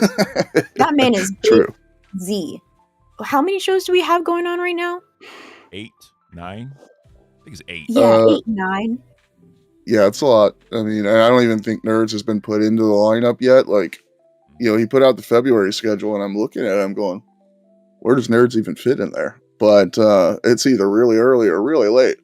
So I don't know what's going to happen there. If he crunches the shows to an hour and a half, maybe he fits another one in there or whatever. But they're still building up. I think Nerds actually has they have spent every day, pretty much every waking hour, working on concepts and things for their show. So I'm pretty confident that they'll come out of the gate with like at least a held together show. I don't know how the chemistry is going to be and stuff exactly. We saw a small piece of it, but as far as like putting together content and like ideas and things to roll off of, they've been putting the work in. I'll say that. So I'm confident. I'm much more confident in that show than I had confidence in Mafia Milkers the first day I showed up. Definitely. And Leppy's been talking to me in the background, asking me questions. When he was asking about the trailer, I actually sent him the LolCow Rewind trailer, and I was like, this is kind of just to help you build, just to have some sort of outline to start, right? So yeah, I think Leppy and Pharaoh are definitely in it to win it. I think Glammy now has something that she has to prove to the LCU just because of the roller coaster she's been on. But yeah, I definitely think they're ready, they're hungry, and it'll work. The show will work, but kind of like you said, the content itself, we'll have to see how it lands with the audience. Yeah, they have the ideas. Can they execute? That's the thing. Exactly. So I do see Twisted Puppet in the chat. Let me pull that up real quick. Why did she change the thumbnail halfway through the stream? I did notice that. Do you have any idea why? Thumbnails are not my forte. If I have enough time, I can do something good. I've done a lot of graphic design, building my business and other things. I built several brands, so I'm familiar with what good branding looks like. But I had about, 10 minutes or so before work, and I busted out a thumbnail for them. I dropped it in the chat. Zay proceeded to say it was shit, and then put out this other thumbnail where she's this big and the writing's this tiny. So when I told her in the chat, basically, hey, next time, make the people in the image as large as possible, make the words as large as possible. Half the people are looking at it on their phones or whatever you. So like this tiny little writing, they can't read that. And so she didn't say anything to me, but I did notice the thumbnail change. So it changed the original one that I gave her earlier on. She didn't like that one. Because also there was some discussion the night before that she was, planning on coming at, Thick Gemini. So that was kind of the idea. It's like, well, let's start here. From what I had talked to her, she was planning on coming at everybody. When I was all we were all good with that. That was a great idea. She had a lot to say, and there was a lot of failures on a lot of those people. So easy things to tear apart. Great content. Yep. And but I can't jam 8 people on a thumbnail. Ooh. So it was like, well, what's your first and heaviest beef? What are we going to roll with? And that's kind of where I just put that thumbnail together. I don't know. She may have switched it. Keem may have switched it. I don't know who switched it, but whoever did it didn't tell me. I just noticed that myself, actually. Well, I would say, the thumbnail department doesn't really fall on you. You're just there for tech, right? So, if it switches, it switches. That's not really so. I think. Anything is kind of like anything that needs to be done. If it doesn't get done, I try to take it upon myself, right? Okay. So I have a thumbnail guy. If I don't provide that guy enough time to make the thumbnail, then I got to bust it out, and I'm capable of doing that on the fly if it needs to happen. Mm-hmm. So I try to be the catch-all, just because really before I was trying to, again, the struggle with technology with these older women, which I know plenty of older women that are great with technology, but they are not familiar with it before this. So anybody that age who has not been, exposed to a lot of technology is going to struggle. So anyway, I just kind of try to take all those little things off their plate. And this goes back to another point I wanted to make about Glammy, is that Glammy, the reason why we've seen so many different versions of Glammy is, to me, based on the level of her responsibility. Like when she was not focusing, because even though OBS is already running, the panel is up. The rest, you just need to talk until it's time to push a button again, right? Yep. She could not relax during that time. She was so hyper-focused on just being worried she was going to click something and it would mess up, that she could not really flow. Now, the multiple Glammys we've seen, they come out when she's in fuck it mode, and she has no responsibility for the technology. So as far as like what she'll be in Nerds, I think that's a good spot for her, because she may, I really hate the idea, but she may have to host soon, like, here or there as a backup. But I would like to try to keep her off of hosting so she can just be there and be present and do what she does best without the responsibilities. Because, for one, it's, and I'm just going to say that both with Savage and with Glammy, I had to remote into their computers. So I was always basically running their stream from the other side. Not that I was always doing it. They ran it, but I was sitting in the seat ready to click a button if anything went wrong. Right. Damn, man. And yeah. That shows dedication. That shows you really want this to work, and that's very admirable of you. While we were talking, we got 2 donations in. I just want to give them some love. Hot sauce for the $1.99. Good morning. My wife and I enjoy this show. We appreciate that. Definitely do appreciate it. Mr. Shy, as always, with the 1738.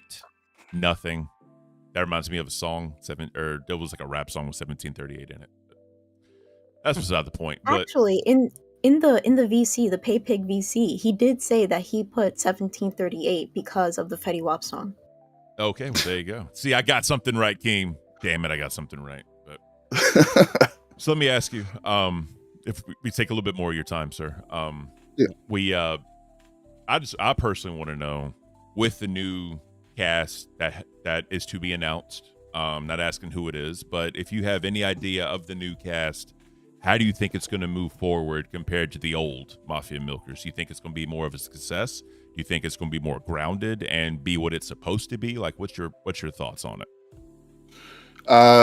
So although, I'm just being forthright, purple hair kind of annoys me. It was a much better show. That I think everybody can agree on that. She had plans, and she moved on them. She tried to, she forced people to talk. She forced the conversation.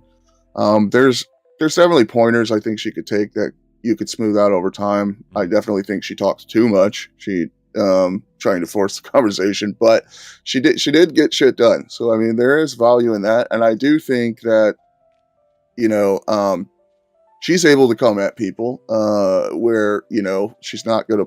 I think when she's gonna come at somebody, it's not gonna be with a $20 receipt. Facts.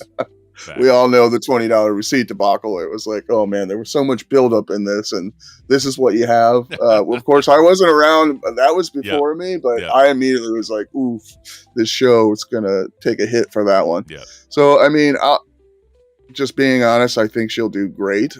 Although I don't know that she's going to want to work with me. I would still be willing to work with her. Although, I mean, it is what it is. It doesn't really matter to me. The point is, I think that Zay has the ability to make it what it was supposed to be. You just got to make sure that if you're going to come with something, it's got to be more than $20 receipts. That's 100%. It. That's what I said to her the night before too, and she did. So, I mean, and I think a lot of people will come for the drama. But also, I think she tried to touch on the side of just having a normal conversation, but I don't think that you really got to grasp what that might actually be like. So that would be more interesting, because obviously you either create fake drama or you're going to have a creative way to deal with the lulls. If there's not something happening, you got to still have entertaining value. And I'll say that that's going to be, I think, the make or break, because creating drama all the time it gets exhausting, and I think the audience notices it pretty quickly. So we'll see. But I guess that was a very long-winded way of saying that I do believe that Zay could make. She is entertaining, and if she takes a little coaching and fine tunes what she does, I think it'll be great. And I don't know, yet. It's up in the air who the next cast is totally. It hasn't been officially announced, but I think as long as there's chemistry with Zay, and even if there's not, think about Becky and Tina. There's like a love-hate there. Like they're always, the reason why that duo works so well is because they also kind of hate each other. So they have their own drama when there is an outside drama. So I don't think that, I think if somebody stays that isn't particularly a favorite of Purple Hair, that wouldn't be a bad thing. I think having somebody to give some back and forth, good morning, fuck yous is not a bad idea. Facts there.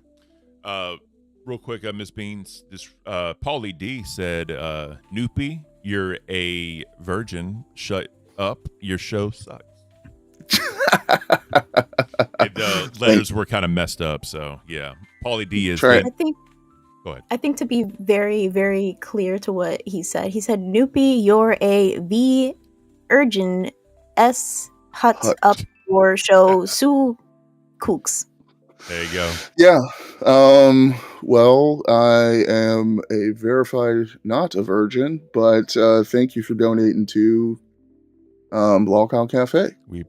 Paulie D's been a loyal guy since the beginning, so we can appreciate him. Yeah, I mean, I don't. It doesn't matter. People talk shit all the time. Oh yeah, 100%, dude. Donate to talk shit. Black Belladonna with the 20. I was about to let you have it because a lot of middle-aged women are great at technology. Starting early is key. Misogyny sucks. Can get a sandwich board and a pic of top-down cappuccinos for your background. Like I said, I got the Elgato Pro coming. I got it ordered last night, so I'll play around with the backgrounds in that.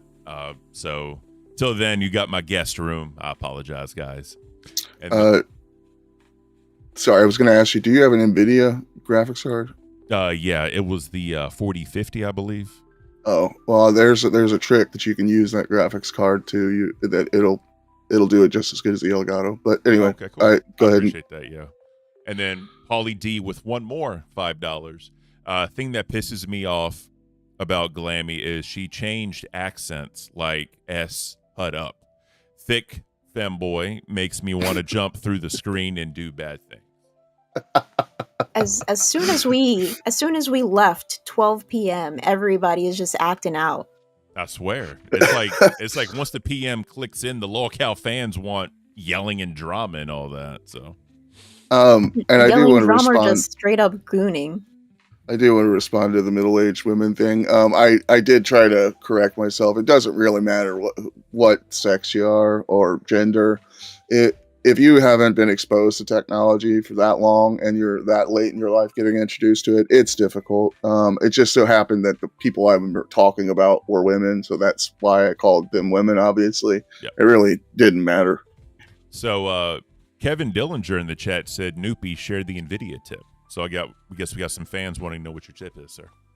It's called NVIDIA Broadcast. So if you have an RTX NVIDIA card, you can, and I'll have to show you this, because it'll route your camera signal through NVIDIA Broadcast, and it will use your GPU to cut you out. It's like the clearest way to do it without a green screen, basically. Oh, okay. I used to use it on my old Twitch streams. It's way better than the Discord, background replacement. Yeah, that is god-awful. It's way better than many of the ones I've tried. It's the only one that I ever used besides a green screen. So, but it's called NVIDIA Broadcast. You can look it up. I'll check that out. Appreciate it, dude. Yep. And then Neon Treon with the 2. So when do we get more boomer tech talk? Neon's been a loyal fan of mine since I was on my other show, and I dubbed something called the Boomer Report.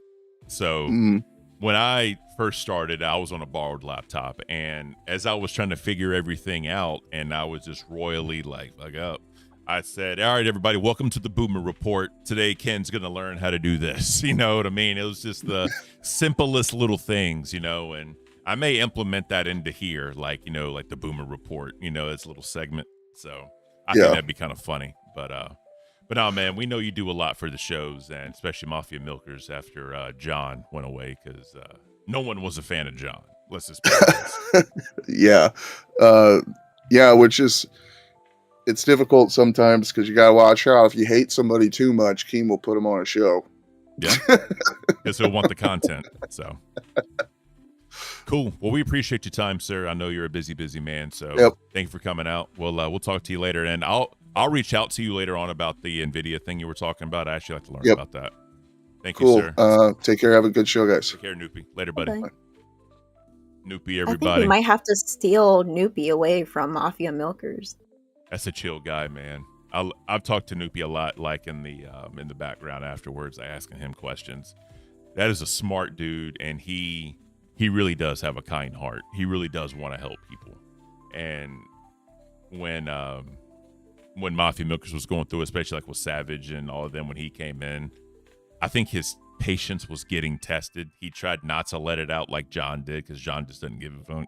And he just kind of said, like, it is what it is. But Noopy really, truly wants to help people. He's a very awesome guy. He's a Crown, huge supporter of the channels. So, shout out to Noopy. Thank you for your time coming on Cafe, sir. We greatly do appreciate it. We have go ahead. Say, do we have someone else? I think you said we have someone else. Yeah, I was just going to mention that in Pay Pig Waiting, we actually have the Italian Stallion that I'm going to drag in. While that is going on, I have eaten nothing so far, and before you hear my tummy grumbles on stream, I'm going to get something to eat while you have a little chat with the Italian Stallion. Beautiful. That also gives me an opportunity. A lot of people have been saying they like my outfits so far when I'm on stream, so when I get up, you can see the whole fit before I get some cornbread for the morning. Ooh, cornbread. I love cornbread. Oh, yeah. Beautiful beans. Mr. Italian Stallion, how are you, sir? I'm doing good. How you guys doing? Doing well. Thank you for coming to the cafe, hanging out with us. How's your morning so far? Oh, it's going. Yeah. I had my Mountain Dew this morning. I don't drink coffee. Oh, you don't drink coffee? Oh. Yeah. No, but when I do, it's always Folgers, Columbia. Yeah, so Folgers has chicory in the coffee. That gives it that certain like twang at the end, and it actually elevates caffeine levels. A lot of people don't know about that one, but when I was in the army, we drank a lot of Folgers Black Silk. That was the coffee we drank. So that was awesome. Pick me up in the morning. If I heard on one stream, you're Italian, right? Yes, sir. Beautiful. So I'm Greek, and I was having some Greek coffee this morning. Very, very amped up. So that was good stuff. So everything. Go ahead. I had the Italian coffee a couple of times. It's pretty good, but I prefer my Colombian. Yeah, no, I definitely get that. So, oh, go ahead. I'm sorry. I didn't mean to cut you off. No, you're fine. Greek coffee is my favorite coffee, but I try not to drink a lot of it because it is very high test octane. So if I drink too much of that, other coffees are just not going to work for me anymore. So I try to limit it to like a special treat. You know what I mean? So what were you saying, sir? Oh, I was going to say, I know you guys do the news and stuff. There's two that I don't know if you've actually covered it or not. Recently with the plane crashing in Philadelphia. Yeah, we did that one. Okay. And the other one is, did you guys do the one where the 65-year-old was released from Hamas this morning? We did not, actually. Miss Beans, you want to look at that one real quick? And yeah, the hostage from Hamas was released. It was him and two other people, and the 65-year-old was the American that was released. Oh, well, that's awesome. I'm glad that they're working with us and we can start getting our people back. That's amazing. Oh, yeah, because the whole October 7th thing should never happened. No. Like Trump and everybody said. Yep. So let me ask you, sir, you've been a caller in all the shows. I know this is your first time on Cafe. What is your favorite show and why? Well,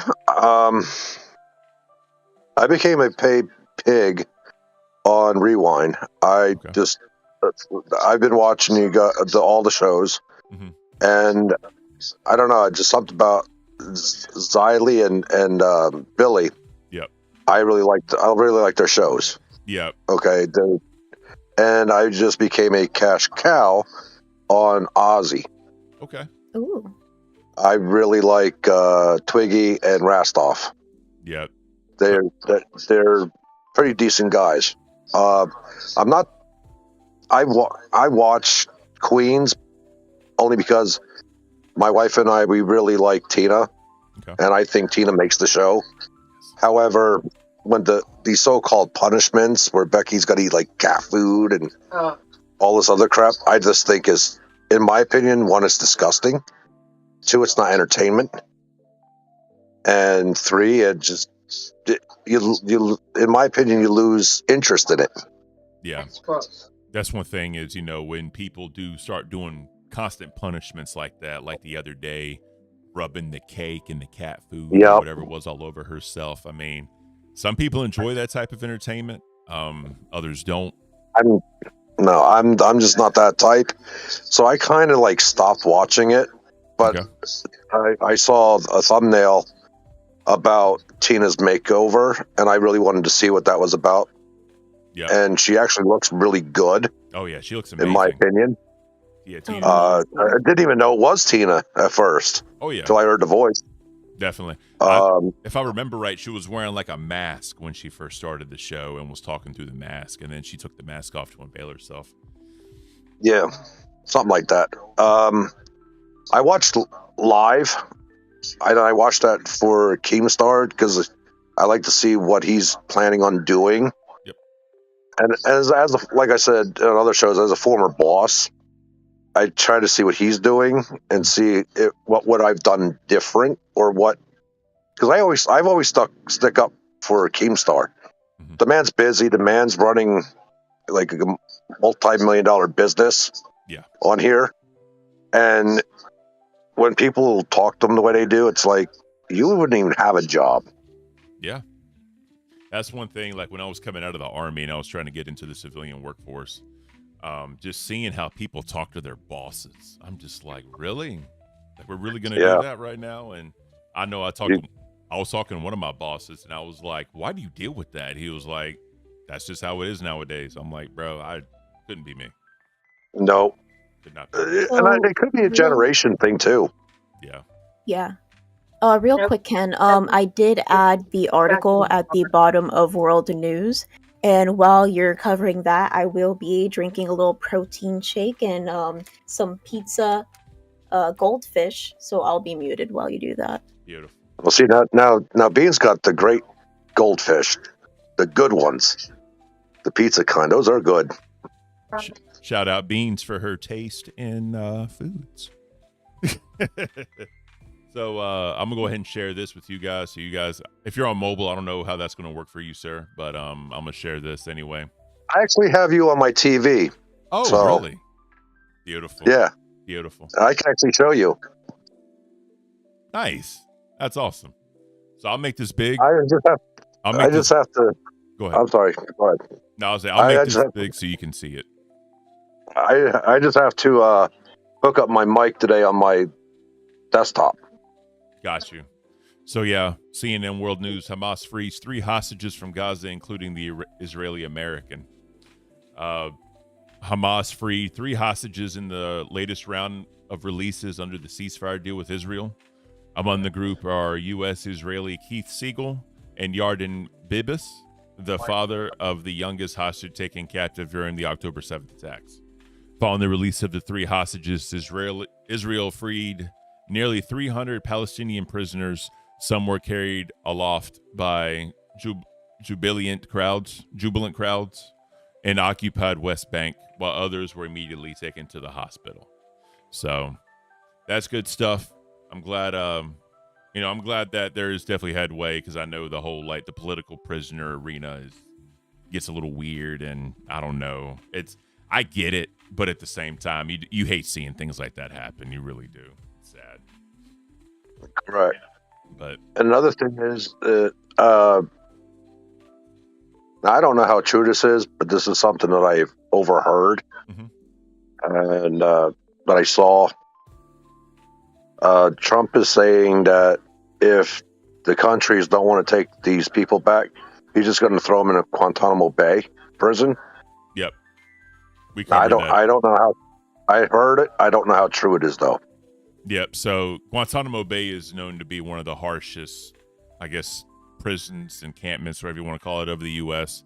due to the harsh conditions, the lack of resources, natural resources there. Sometimes the POWs were treated very badly.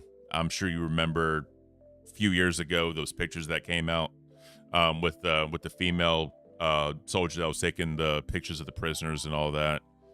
Yes. You don't want to do things like that, because people are still human beings. Under the Geneva Convention, there's outlines of how the U.S. is supposed to, or anyone under the Geneva Convention is supposed to treat prisoners of war. So when you see things like that, it's very disheartening, because America is supposed to stand as the example for the world, especially when it comes to these things. So when you see things like that, it's very, very bad look on us. Oh, absolutely. So I don't know. It's just one of those things. So let me ask you this. So tomorrow, the big Groundhog's Day stream, are you looking forward to that one? Yes, I'm really, really looking forward to it with Keemstar, to see how messed up he actually gets, because he's been, not drinking for the whole month. Yep. Which is, I congrats on that. Yep. Especially with everything he's dealt with. There's been this whole month, yeah. I'm surprised he didn't break that deal. I know, right? But he's a very strong-willed man, and if he puts his mind to something, I think he'll definitely make sure it happens. Yeah. Oh, yeah. So what'd you think of, as a fan, did you watch Mafia Milkers last night? I watched it early this morning. Okay. What'd you think of Zay Zudid running the show? Okay. We'll just have to wait and see how that goes. Yeah. With her kicking out, the people the only original Mafia Milker left is Psycho Mom, and she kept booting her out. And I'm like, yeah. What is this? According to her, Keemstar had given her powers to kick people if she saw fit. I think me personally, I think she was just trying to create some entertainment, create some drama, right? So, just playing into the audience, trying to give what the audience wants. Because for a while, people were saying what they thought Mafia Milkers should have been. They thought Mafia Milkers was going to be the direct competitor to Queens. It was going to be where they drag all the other hosts on the show and just talk pure crap about them. So I think she was trying to feed into that a little bit. But, they brought in... taking it a little too far. Yeah. I know they introduced some new characters. I did see that. The Southern lady with the accent. I can't think of her name to save my life right now. I know Beans knows it, but her mouth's full. But Bunny. That's like right. Chunky Bunny. Got you. Sorry, I apologize, Bunny. Her and then Dalish. Dalish had previously tried out for, I believe, Queens, if I'm not mistaken. But I thought that overall the show was okay, but we'll just have to see what happens because I don't know because it's constantly changing. You know, with Savage was there, and then Glammy was up and down. You got like 4 or 5 different Glammys. Didn't know who you were getting. So who do you think is the real Glammy? I think it's gonna. We'll see the real Glammy when it comes time for LolCow Nerds. Yeah, I could see that. That's what I think. Yep. I think Glammy was just trying to fit in with Mafia Milkers. She didn't want to make anybody mad. So when they attacked Billy and Xylee, Glammy went with them, the Milkers, with Savage. And then when she went on Rewind, she was trying to make peace with Xylee and Billy. Mm-hmm. I think what we're going to really do, what we'll see is when LolCow Nerds comes out, I think that's when the real Glammy is going to come out because it's something that she's into. It's something that she likes, like with like Star Wars and Power Rangers and all that stuff. Yep. So I think that's where you're going to see the real Glammy show. Definitely. Do you think Nerds is going to be a better fit for her than Mafia Milkers? Oh, absolutely. Yeah. Absolutely. I think that was where she should have been. And then when she was giving Keemstar like crap on Rewind, mm-hmm. and she wanted to stay with Milkers, I think that was a bad decision. She should have just said, "Look, thank you for putting me on Milkers. Yeah, I don't appreciate being pulled off. It was something I was trying to do." But like she said to Keemstar yesterday, I don't think Milkers is for me. Yeah. I think, Nerds is going to be the best for me. And I agree with that. 100%. Real quick, Donut Lord with the $4.99. Catch y'all tomorrow. My new fave baristas to listen to. We appreciate you. Thank you, Donut Lord, for all the support. And, I know each other gifted members, you should get your money back. I believe Monday for that, maybe tomorrow. But the gesture is what's really appreciated. So thank you, sir. We appreciate that. So back to you, sir. The whole Glammy debacle, we'll definitely see what happens with her at Nerds. I think Nerds is going to be her last chance. Just like for me, I believe Cafe is my last chance because I went from Rewind to Court to now here. I don't think I don't mean to cut you off, Ken, go ahead. But I don't think Court was really your fault. I watched the first show mm-hmm. where Keemstar came in. I think you guys were trying to make it into a content, and with me being in the law field itself, okay, Keemstar had it right, but I honestly don't think it was. I don't think it was actually stated how they wanted it from you guys. Yeah, so I think there was a big miscommunication somewhere. Beans, you want to say something? You were leaning into your mic. I didn't want to interrupt you. No, this was just somebody saying, do you think the Nerds are going to accept her after her dumping them? The good thing about the Nerds is that they're such good people. Like, for example, Leppy, when he was going through that drama, he was just sitting back in his chair, just like smiling the entire time, like nothing was happening to him, while I was like spurging out over like some stupid stuff that happened. They're really good guys. They honestly just want to start the show. They don't care about anything that has been done to them. They wish the best for everybody, and I think that's what I really appreciate about Pharaoh and Leppy. Definitely. And I think the real Glammy will fit in just fine with them. Going back to you, Italian. So with Court, the first episode was definitely on me because my OBS settings weren't correct. And, we did have something going for that. I completely dropped the ball. That's no one else's fault but mine. The second episode was I forgot what even happened in the second episode. Like, it's just so long John ago, was supposed to be great. John was supposed to come up, and John said, "I'm not doing it." Yeah, exactly. Yeah, and then Keem just pulled the plug. But like I was telling people earlier, it birthed Cafe because I was able to be here with Beans, and then Grim was able to get the rebranding of Test. So 2 shows were birthed from one failure, and I think that's what we need to walk away with. And I learned a lot about streaming through Court. Right. Believe it or not, I learned a lot about streaming and where it needed to be. So again, no regrets. I'm glad I went through that, took those L's, and I just wanted, when I went on Rewind and I talked about it, I just wanted to make sure the cast knew that, this is not their fault, and they tried their best, and I just wanted them to hold their head high knowing they did their best, and that's all I wanted to let them know. Right. Like I said, I think with this show, with you guys on here, you guys make a good pair, as host and co-host. I think this one's going to turn out pretty good. Thank you, sir. We definitely appreciate that.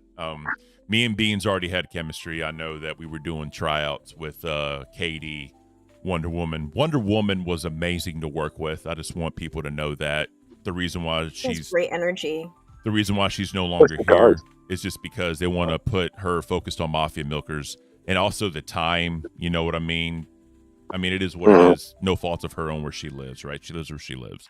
So right, and they're like a day ahead of us if you look at their time frame. Oh yeah, they're wild. They're like a day and a few hours ahead of us, and that that kind of dips into a lot of things too. So like, it's Saturday here in the afternoon. It's like Sunday night there. Yeah, it's wild how. Yeah,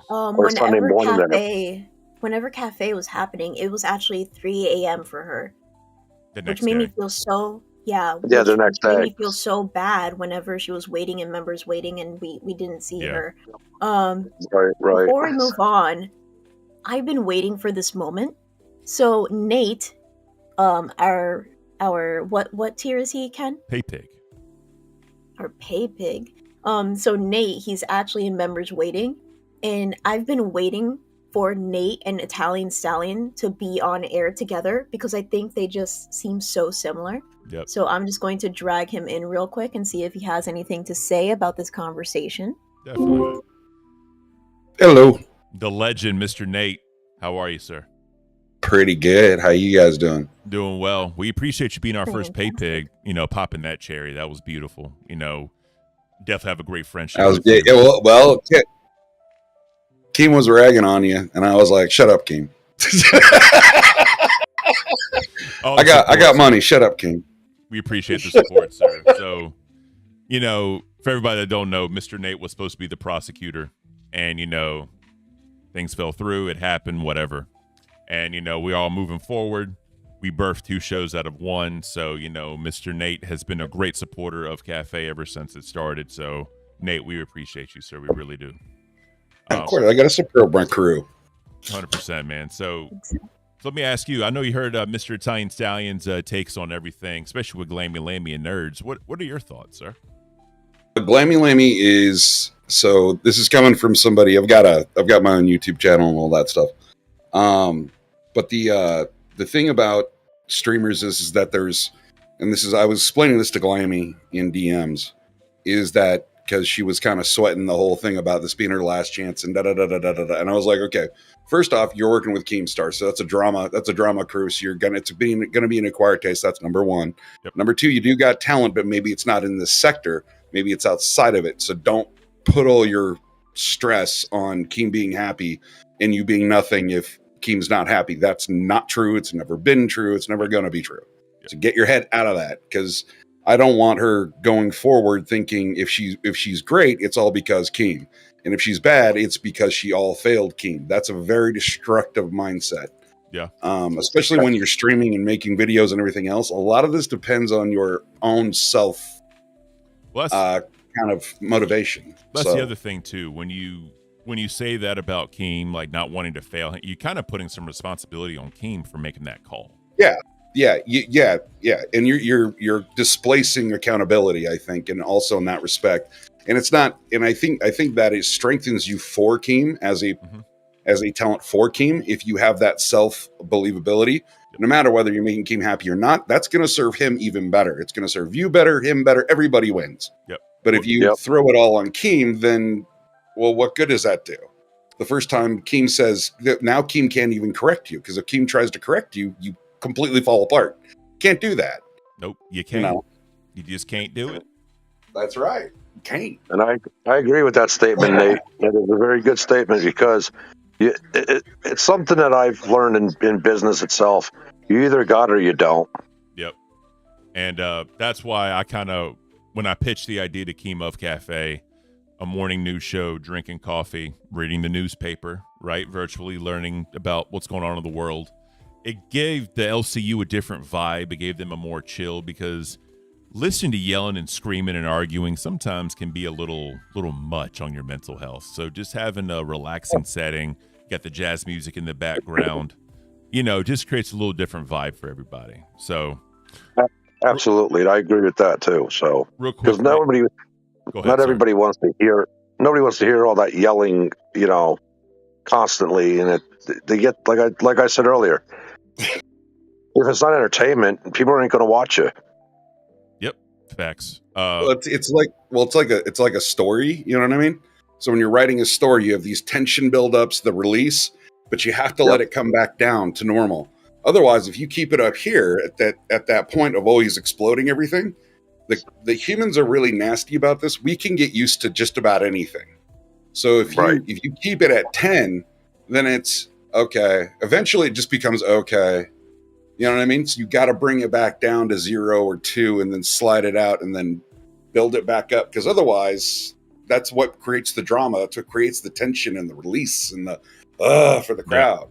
It's otherwise we don't get it. It's kind of like a Broadway play, right? You have so many acts and all that. So, real quick, this is for you, Nate. Mono with the 2. Can we ban Nate for a week for saying ban mono? Ban mono. I want to know, how did Mono become like the server's whipping boy? Like, I don't know where that even started, how that even started, but like all the shows now are just like, F you, Mono, get banned. Like, I don't know. I kind of feel bad for Mono because he's a huge supporter, and he's a crown now on one of the channels. So shout out to Mono. That's beautiful. So and that's a great point, Ken. That's a great point. And what I want everybody in our chat to do is to go on Discord and privately DM Mono and give him well wishes and ask him questions, because he loves that. And 200 or 300 DMs all at once at Mono, that's not a troll at all. No. That wouldn't be hilarious. He lives for this shit, guys. He lives for this shit. So yeah, real quick, you two gentlemen, since you're here, what do you think about the show? What do you think we can be better at? Just give me a little bit of input. Where do you think the show's going, and what do you think as far as Cafe goes? I'll go first if you want to, Italian. Go ahead, Nate. Okay. Listen. First off, what we have to do is correct a miscommunication from long ago between me and Beans, okay? Now, pinto beans are the best beans, okay, Beans? And you have to accept this, because that is true. Your server muted. I don't want to hear that blasphemy, sir.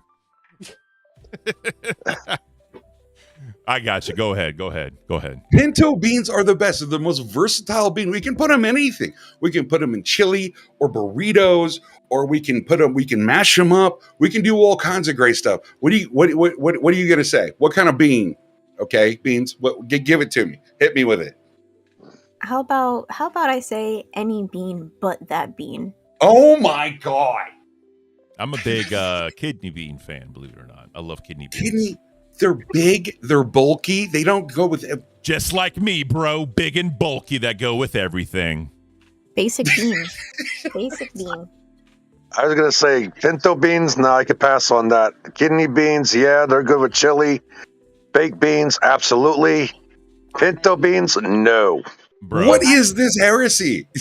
Check this out, right? So how I do my beans is I get a pound or a pound and a half of 80-20 hamburger. I cook it in the frying pan, right, with the seasoning, salt, pepper, garlic, normal stuff. I then get Bush's baked beans.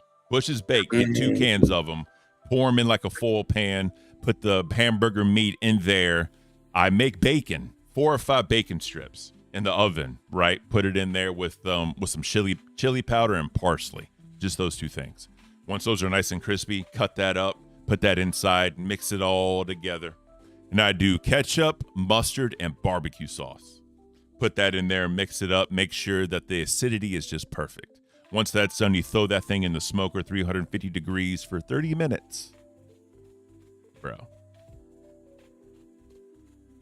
That sounds pretty good. The best bean is the chillest of beans.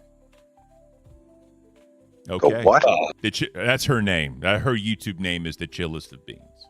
Oh, okay. I'm thinking, I never heard that for a food, but okay. All right, fine. I will concede that is the best bean. The second best bean is pinto. Coffee beans are actually the best. Continue, Nate. Yeah. Okay, third best bean. That's beautiful.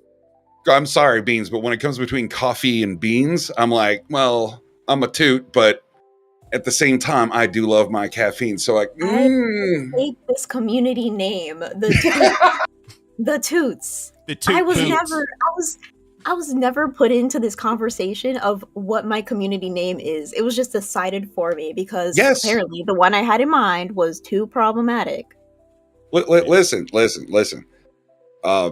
Ken can tell you this, okay? That's how call signs work. That's how they're handed out in the military. It's exactly, it doesn't, and if you don't like the name, it's really gonna stick. Now, we're gonna use it all the time. So when I was deployed, right, mine was Gogh Sierra, Greek salad. There was a dude I knew who was Korean, and he was November Kilo for North Korea. Ooh. That was his call sign. And then mine was Gogh Sierra. That was my call sign. I got called, when I was deployed to Kuwait once, I got called Eek. Eek? Eek, yeah. And okay, so I was walking to the BX, and there's sand, all right? So it's El Jabbar Air Force Base, and I'm walking to the BX, and a camel spider about the size of my friggin' head. God, those things. Ran right in front of me. And if you guys have never seen a camel spider move, they are fast. Scary. They are so scary, bro. Terrifyingly fast. And this thing ran right across. The thing ran like 2 feet in front of me, right across my path, like I wasn't even there. And I jumped 5 feet in the air and yelled, right? And the guy that was with me said, I said Eek really loud. That's how we told the story to everybody. So from there on, my name was Eek for the next 3.5 months. Wow.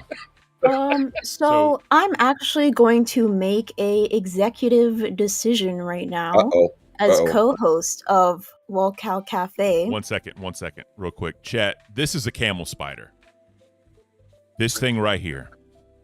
And I'm telling you right now, you see one of these things run at you, it is scary.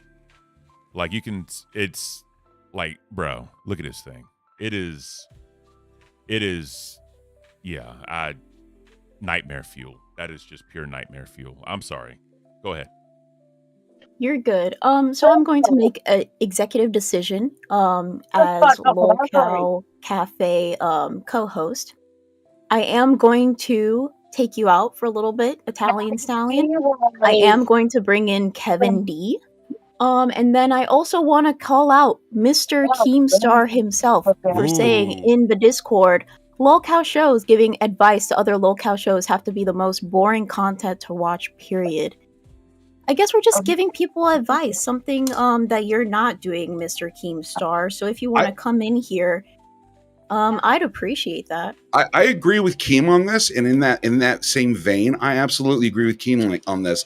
Like when he's on LolCow Live and he's bitching about complaining and whining about Boogie and everybody else in the shows, that's really boring. So I totally agree with Keem on this. I think he's in the right vein. And yeah. So I want to say bye-bye to you, Mr. Italian Stallion, for right now. Thanks for coming on. I want to thank you for bringing me on. Thank you. Take care, buddy. Thank you so much. I hope to see you again. So if you guys don't know the meme with Nate is not really the biggest fan of Keemstar. So I wanted to take out Mr. Italian Stallion, and hopefully Mr. Keemstar himself comes on and we can all have a little chat. I like Keem just fine. I just like pestering him and annoying him. It's fun for me. You sound so At least convincing, now sir. you're not an employee, so you can say whatever you want. Yeah, I know. That's the fun part. But no, just for the crowd, real quick. The thing about camel spider is, and correct me if I'm incorrect, Ken, if I'm remembering, it's been 20 years, man. It's been a long time. One of their natural prey are birds. Birds in flight. Not birds sitting there. They can jump, I believe, 2 to 3 feet, depending on the speed they get. I think 2 to 3 yards. Yeah, yards. Sorry, yeah. And then it's 9 feet. And they can run, I believe, up to 20 or 25 miles an hour, something like that. Yeah. And they actually love the shade, so that's why in the desert they run so fast, is because they want to be in the shade. So those things are scary. So yeah.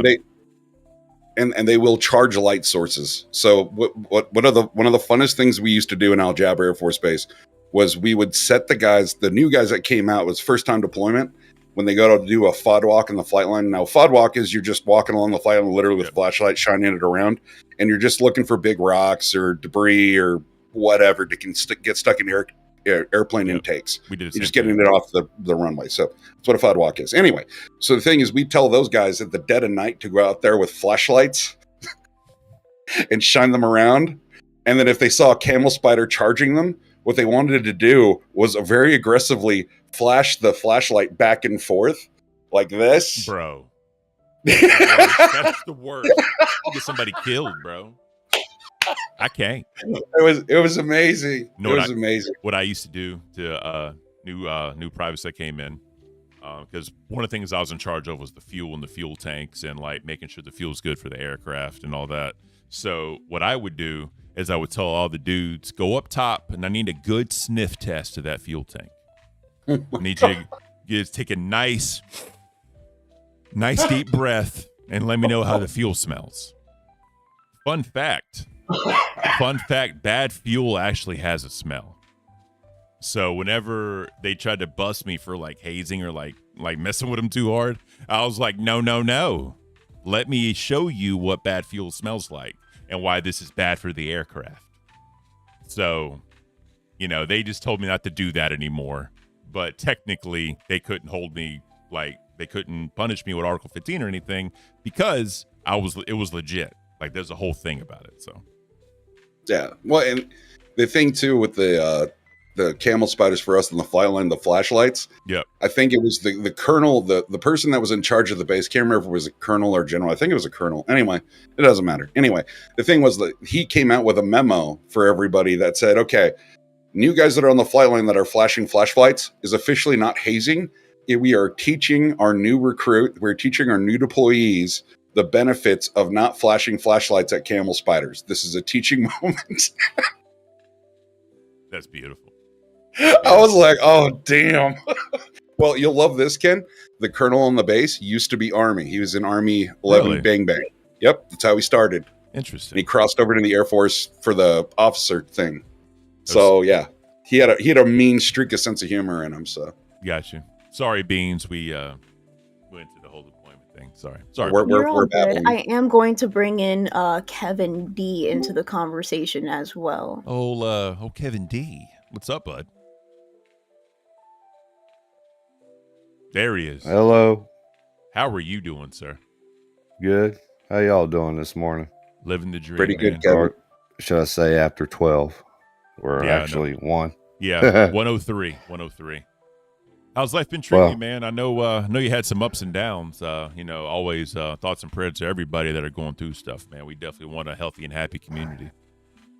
Oh, yeah, I'm doing good. I'm a strong man. I deal with a lot of things in life. It's because I'm so different and unique and original. It's kind of hard to relate to people. Oh, I get it. And usually when you talk about things people don't understand, they usually lash out. That's pretty normal behavior. I kind of felt they were doing that with when they were doing the BS to Leppy. That's kind of what I feel like they were trying to do, and it was just sad. Oh yeah, it was super sad. Everybody's so unique and special and original. You got to give people a chance. You got to get to know people. Oh yeah. And then when you get to know them, they become your best friend. That's usually the way it works because there's always more inside of people than people are aware of. People are very judgmental, and they like to label everything and categorize everything, and people are just not like that. I mean, there's people that come from different cultures and backgrounds, and you know, you're not going to get a specific group of like nerds, jocks. I mean, that sounds more like high school talk to me. It does, 100%. But yeah. Speaking to your point, I know there was it was either a TikTok or a YouTube short, and they were asking the gentleman about like, you know, like, what is your thoughts on race? And the gentleman said, I don't believe in race. It's a social construct. We're all different shades of wheat. And they actually had all the different shades that fall into the wheat color, and literally almost every single race color was in wheat. So I just thought that was pretty interesting to your point. I've got so much different DNA in me. I've got a little bit of Sicilian, believe it or not. Hell and yeah. I also have English, Irish. Of course, I've got German. My last name is German. But, you know, my wife's got 8% African American. So beautiful. There's all kinds of different DNAs floating around. We all just a bunch of mutts around here. We really are. Most of the time. Definitely. So, so you got your claim to fame on Rewind when you were up there for a while. You were talking about, you know, different like natural holistic things, crystal energy and all that. How did you get into all that? I never really was able to hear that. How did you get into those types of things? My history is music. I started writing music when I was 10.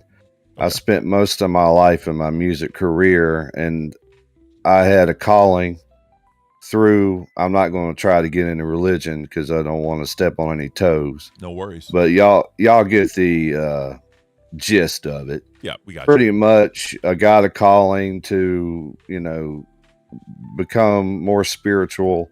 I was a naturally kind person throughout life. I was bullied a lot by my brother and my father. And my brother passed away in 2016 with cancer, and I had to deal with that. But throughout life, I have went inward instead of outward. A lot of people are looking for the answers in the external world. You're not going to find them there. They're all on the inside. Yep. And then when you work through the different chakra systems and you eventually open up to expand your consciousness, that's when the information comes in, and that's when you're enlightened.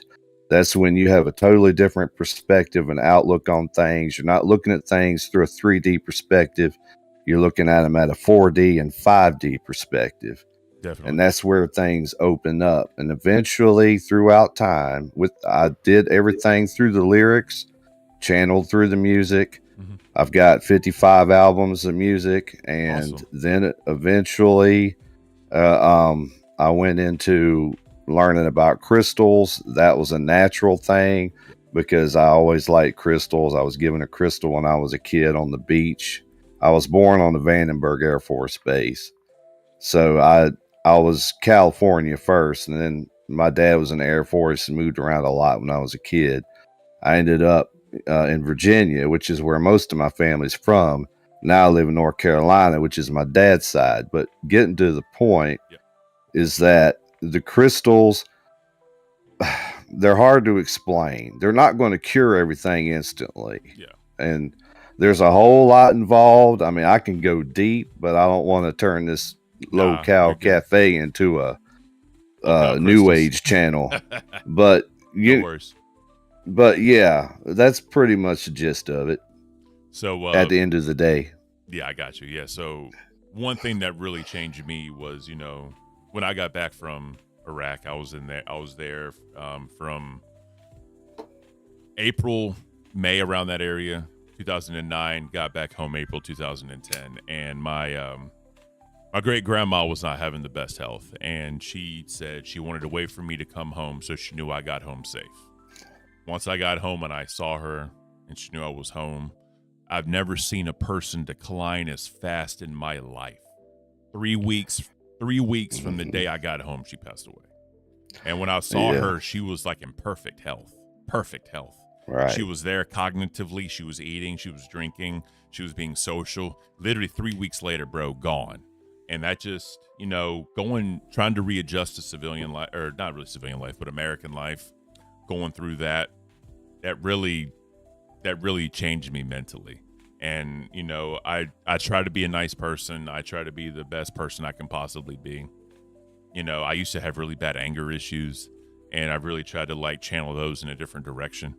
So I kind of get what you mean as far as, you know, having experiences change you and trying to like be an uplifting, better person.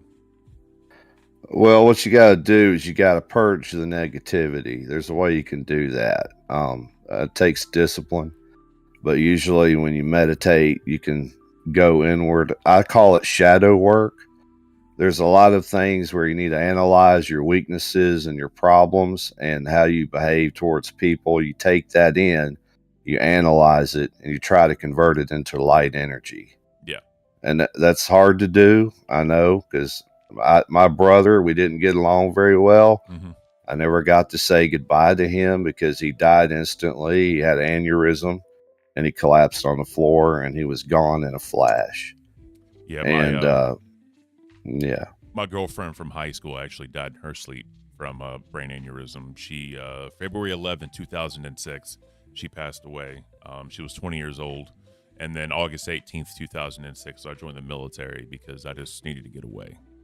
So yeah, that's a hard thing to go through. Oh yeah. You know, but you know, my wife knows about her. I still have some things she gave me because I just don't have the heart to throw them away, you know, and my wife knows they stay in my closet.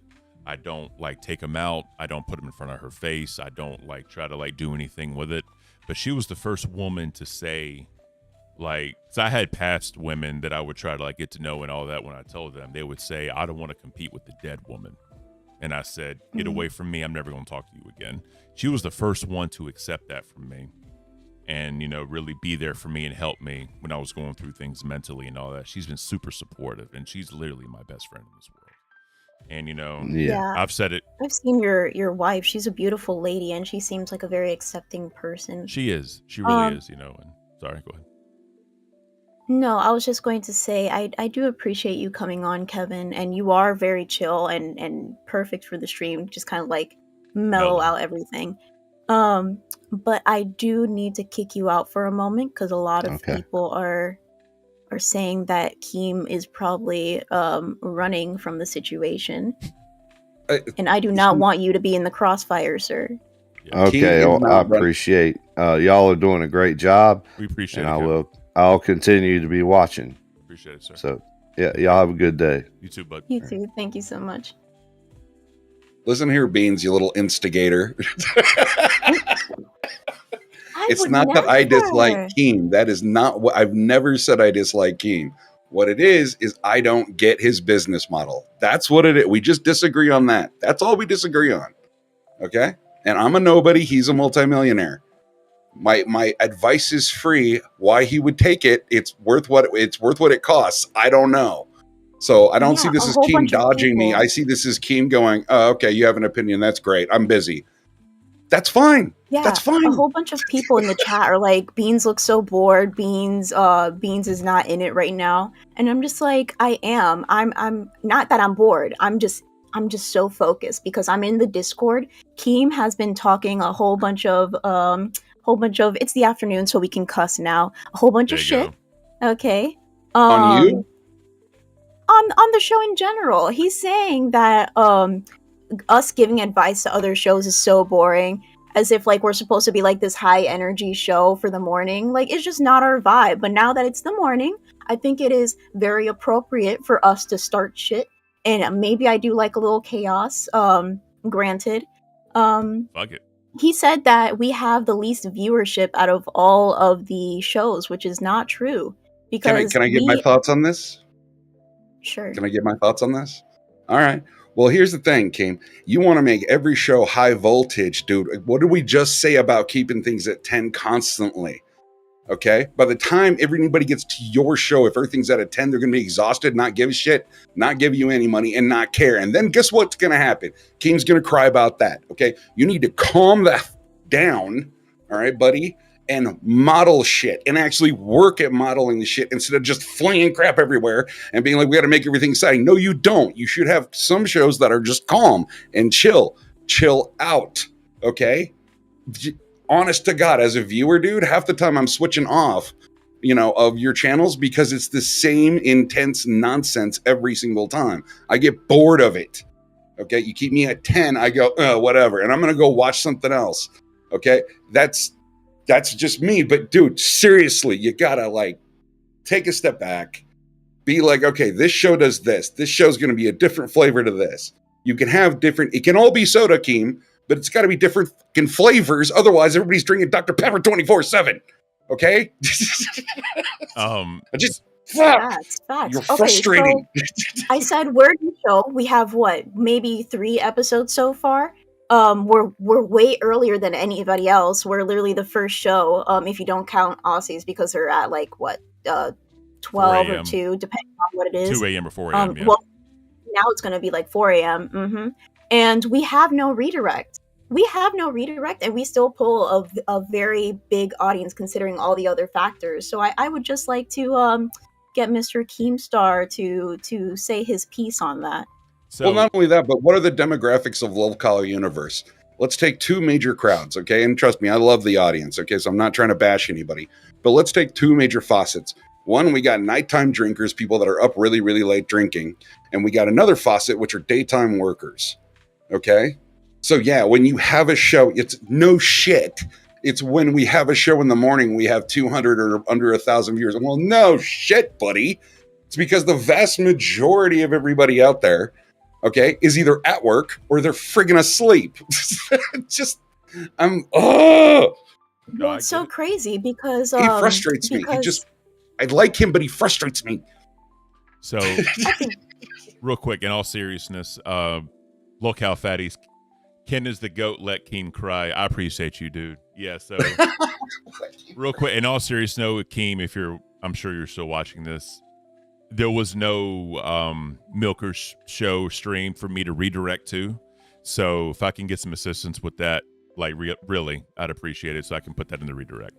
Ken, you're being so nice. I'm trying to start some afternoon chaos. I'm sorry. I'm a nice dude, man. It's hard. It's really hard for me to get out of my element. I'm sorry. You be the what we like to call the straight man, Ken. You be the calm one, the voice of reason. If I get too wild, you can shut me up. We depend on you, sir. You're like a rock in the storm. I try, dude. Because Beans is over here instigating every damn thing. But no, the thing is like it's trying to entertain. Are you not entertained? Yes, dear. Keemstar is up there in his Coliseum just looking down at me, and I'm just over here like, come on, dude. Yeah, are you not entertained? That's it. But no, it's like I told Glammy, there's if you're working for Keem, you're gonna work for a boss that's gonna work you. He's gonna want to get the best out of you, and he's gonna wring it out of you, and he wants to get it fast. It's the other thing me and Keem disagree on. I'm not a high tempo guy. I don't think we need to get everything out of you right away. I think we can develop you, spin you, build you. I think this takes months. Keem thinks he can do it in weeks. God bless him if he can, but you can't do that with everybody. Well, truth be told, he also said that he wasn't going to promote the show until he knew what the cast was going to be. So, yeah. I'll give him that. We have a cast now, so whenever he's ready to do that, he can do that. I know February 1st was supposed to be the new schedule. So there was, I guess, a misunderstanding when we were going to start. The fans in the Discord wanted us to start early. So we started at 10 instead of at 12. It just wasn't like ironed out exactly. So that's why we hurried up and started at 10 o'clock. We need to do the redirect for Milkers. So this is literally going to be almost a 4-hour stream. And, this is our longest stream ever. Obviously, we're shooting for that 2-hour mark. So, again, we're just trying to do the best we can for everybody. We're all learning how to do a 4-hour live stream. I've never done a 4-hour live stream, but I've watched live streams that usually go for, I don't know, 8-12 hours on end. It was just 2 guys. And I won't mention what the show is. Yeah. But the thing is that these guys do that every Sunday and they do it constantly. But here's the thing is that they were built on that. So they both expected it. And it just worked out that way. You know what I mean? Yeah. So it's you guys used to doing a 2-hour stream or an hour stream, expanding it out to 4 hours at the drop of a hat. Cause I was in Discord when he said it to you. there, Ken. You guys are doing fucking amazing. You guys are fucking killing it. I appreciate it, bro. 2 hours into 4 with 2 people that are new to streaming. Holy shit, dude. We try. Give you a fucking medal. That's where I'm at. We appreciate it. It's out. The new Mafia Milkers is here, so I'm gonna do the redirect beans real quick, if you don't mind. While you do that, Keemstar is in the Discord saying watching Cafe on mute, but I think they're watching football and there was a touchdown. I think about this movement going on over here. It wasn't by the Bills, Keem. It wasn't by the Bills. They can't do dick. That's true. That's true. Oh, wait, no, I'm sorry. They can fumble it, but they can't do anything else. So imagine supporting such a shitty team. See, now I'm picking a fight. Okay. You're poking and prodding, Nate. You're poking and prodding. Yeah. Now I'm poking him. Keem doesn't give a shit what I think about his business, but he doesn't care at all. I talked the Bills though. Now we got a problem. he's not even listening, so we can probably say whatever the fuck we want. Touche, sir, touche. Because I love watching 2 boulders, 1 garden gnome all the time on mute. Especially after one of the boulders starts crying about fat camp. Real quick, Kitty with the $10. Y'all deserve my wish it were bigger. Winning from Celtics last night. Love the news segment and your topics have been great. Very good transitioning. We appreciate that, Kitty. We thank you so much for that one. Again, we're definitely finding our way on this one. Keem, if you're watching, I got the redirect in there. I've never done it during a stream, but I just did the same steps as before, so hopefully it all works out. Mafia Milkers scheduled for 1:58 p.m. exactly. Wow. Nice. So 30 minutes by my time? 38 minutes. Yes, sir. 38 minutes. Okay. Yep.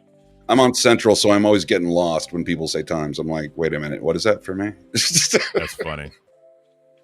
Since Keemstar is too busy running from the situation, I'm going to bring in Kyoto.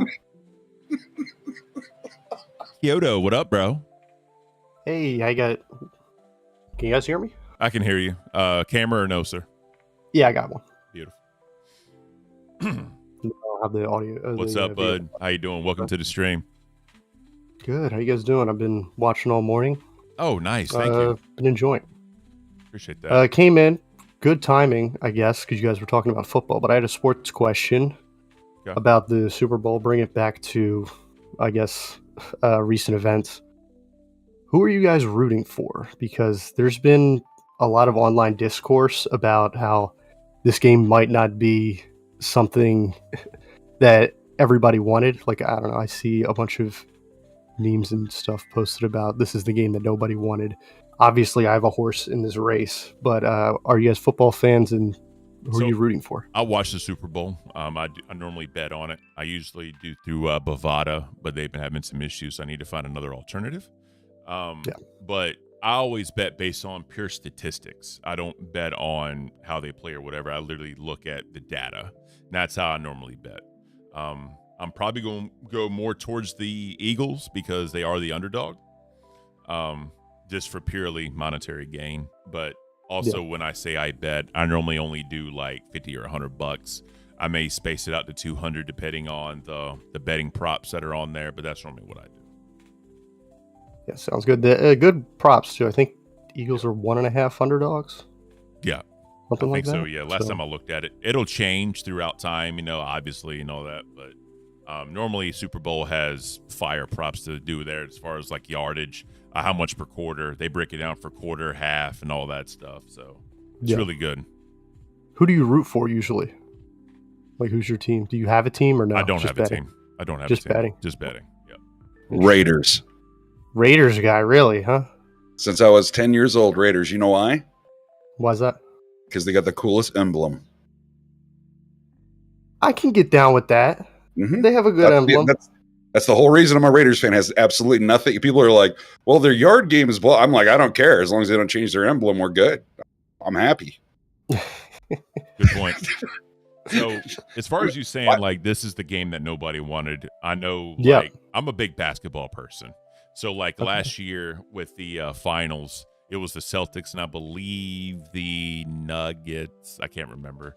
I think so. I think that's right. But yeah, people were saying that was the lowest rated finals in a very long time. So the whole thing is we're getting into, I guess, like not scripted, but like, where games, the ending is pre-planned and they already know what's going to happen before it happens. Rigged. That's what I'm looking for.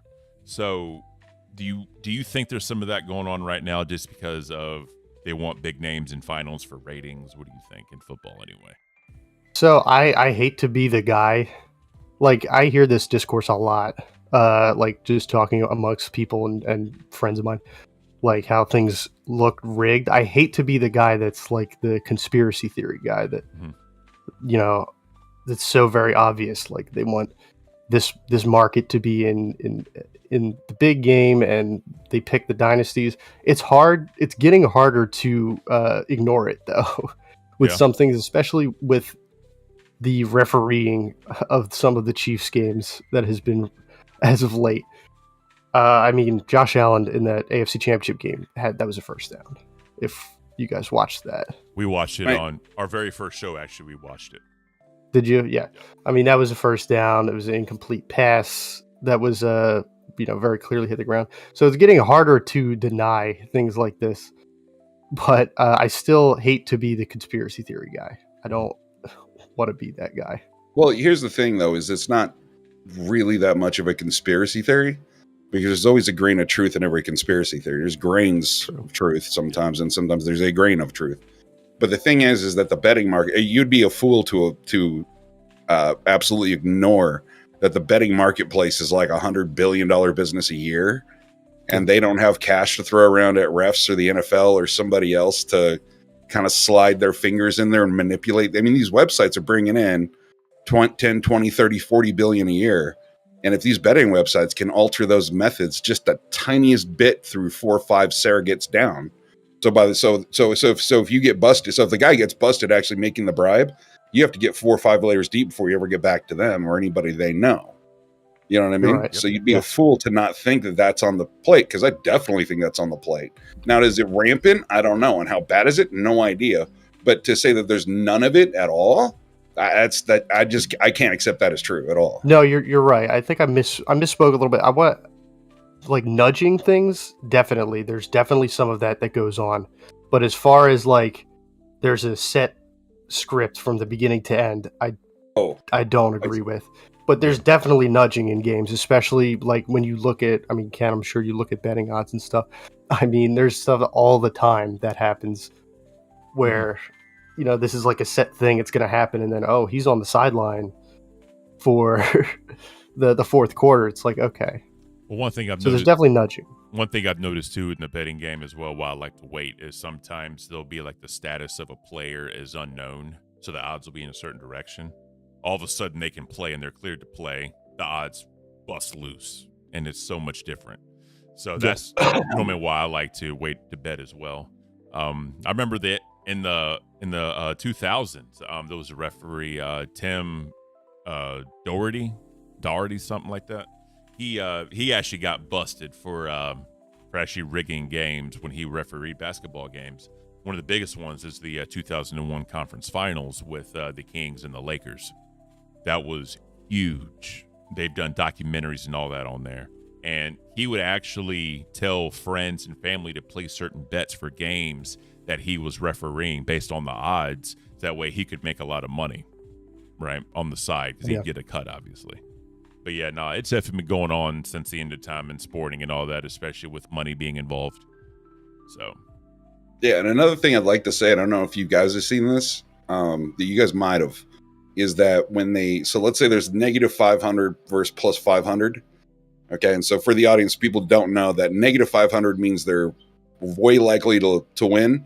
Plus 500 means they're very likely to lose. Okay, so that's how and they figured out this whole betting thing, and it means more money, less money, one on either side, blah, blah, blah. Yeah. Anyway, that's unimportant.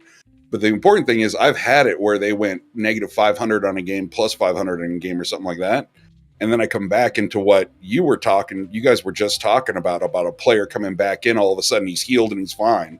Yeah, exactly. And I've seen those numbers made that bet at negative 500, plus 500. And all of a sudden I get back to it and it shrank to 100, negative 100, plus 100. And just because the single player got suddenly miraculously better. And I'm like, well, what the because now if I cancel the bet, I like lose my deposit. So I'm like, they're going to make money either way off me. It doesn't matter what happens now.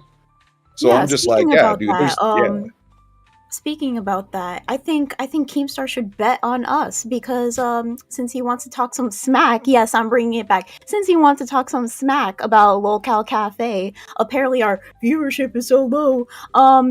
Yeah, talking about 500. Guess who made almost 500 in super chats yesterday? I think that's greater than some of the other top shows that we got going on in the LCU. I'm not sure. You know who we shouldn't bet on? So real quick, Beans, just real quick, guys. So Beans, what you're saying is with 10% of the audience, Keem, 10%, they brought in almost as much as LolCow Live. 10%, not 6,000, not 7,000, Keem, people in the audience. No. 200 to 300 came and they brought in $500. How do you fail that hard, Keem? How does that feel? How does that feel? How does it feel? Wait, no. How does it feel? How does it feel, Mr. Keemstar, that Guantanamo is going to remove his membership from the LCL channel and give it to us? Mono himself said that he will remove his membership from the LCL and give it to us. I think you're scared, Mr. Keemstar. We got 2 new pay pigs today, so Nate is not by himself in the pay pig market. We appreciate you, Nate, for breaking that cherry. Always happy to have it. And, everybody who supported and literally just watched, we really do appreciate it. We did get our super chats in there. Maybe we'll be significant enough to get some TTS going. See, it's almost like, guys, it's almost like, I want to get, I'm sorry, what's your name again, sir? Kyoto. Kyoto. Okay. I want to get Kyoto's opinion on this. Isn't it interesting, Kyoto, that if we run the math, right, $500 on 300 people in the audience, right? If we run that math, what do you think those numbers become if we get 3,000 or 4,000 people in this audience? What do you think those super chat numbers become, sir? Well, I agree it's very good numbers. And I don't think Keem should be so hard on this show. I mean, it's just started. I'm assuming it was pitched as this chill stream in the morning as well. So I'm not entirely sure what he was expecting. There you go, Keem. What's the Gremlin movie? What's the Gremlin movie? You can't give them food or water after a certain time point because then they'll turn into these monsters. In the Gremlin? Gremlin. As soon as it's 12. That's what I'm gonna turn into, okay? I'm no longer the chillest of beans. I'm the Chihuahua of beans, okay? This Chihuahua, this ankle biter right here wants to play with the pit bulls. Why is Pitbull Keem so scared of little anchor biter beans over here? Well, Kyrie showed us some love, with $20. Seeing Nate, Beans, Ken in the same space brought back memories. I love you guys so much. You're killing it. Kyrie, the paralegal for Mr. Nate himself in LolCow Court. Love you, Kyrie. Always and forever. We appreciate you, Kyrie. Thank you for the love and the support. Always appreciated. But back to football. Yeah, I'm sorry, Kyoto. I derailed us completely. No big deal. Wherever the show goes. I can't. No. Well, no, but not to stick up for Keem unnecessarily here. I'm not trying to fanboy for him. But the some of the calls that I saw went back to the refs. And on the calls, some of the refs' calls on the Bills games, it was bad. I was, well, because a lot of people were crying about it. And the first thing was, I think Keemstar bitched something about it. You know what I mean? And then I went, oh, it can't be that bad. And I looked it up, which is what I do a lot of times when somebody bitches about something online. I'll go look it up just to, for shits and giggles. And I looked it up and no, there was some serious WTF going on. There it is. So those games. WTF. We have somebody who just entered the ban world. Thank you so much for your membership. Let's get those memberships going. Get Keemstar to see how much of a little show we are. That's the best way to help us out, guys. If y'all want to do ban world, cash cow, whatever, we would greatly appreciate it. Unfortunately, the gifted subs aren't working for us right now, but literally anything helps us. So always appreciate it, guys. with Nate and how do you say your name, bro? I'm so sorry. Kyoto. Kyoto. Good. Beautiful. I'm terrible with names. Great with faces. Terrible with names. So, what are y'all thinking of Mafia Milkers? As fans, where do you? Because obviously they're gonna follow us, and we're doing the redirect. How are you thinking the whole Zay Zooted experiment with Mafia Milkers is going? Let me hear your input on that, sir. So, to be honest, I haven't really watched Mafia Milkers as much as the other shows. I watched a little bit of it when it first started, but it's kind of in a time slot that's inconvenient for me. I got you. So it's one of those shows where it's not there. I think from what I saw, though, it was not great, to say the least. Verified Band World. Thank you, Verified. But I think Zay Zooted might be a little bit better in that position from what I see. At least he's going to put a little bit more energy into it than Kyrie Cash some of the other Cow. hosts. Thank you, Kyrie. That's beautiful. Thank you so much. So yeah, people did say that when Zay Zooted actually ran it, at least it had some sort of direction. Granted, there was just so many people there. They were trying to make the best out of what they had, but she did keep the flow going. She kept the direction going, and I'm curious to see what she brings on today.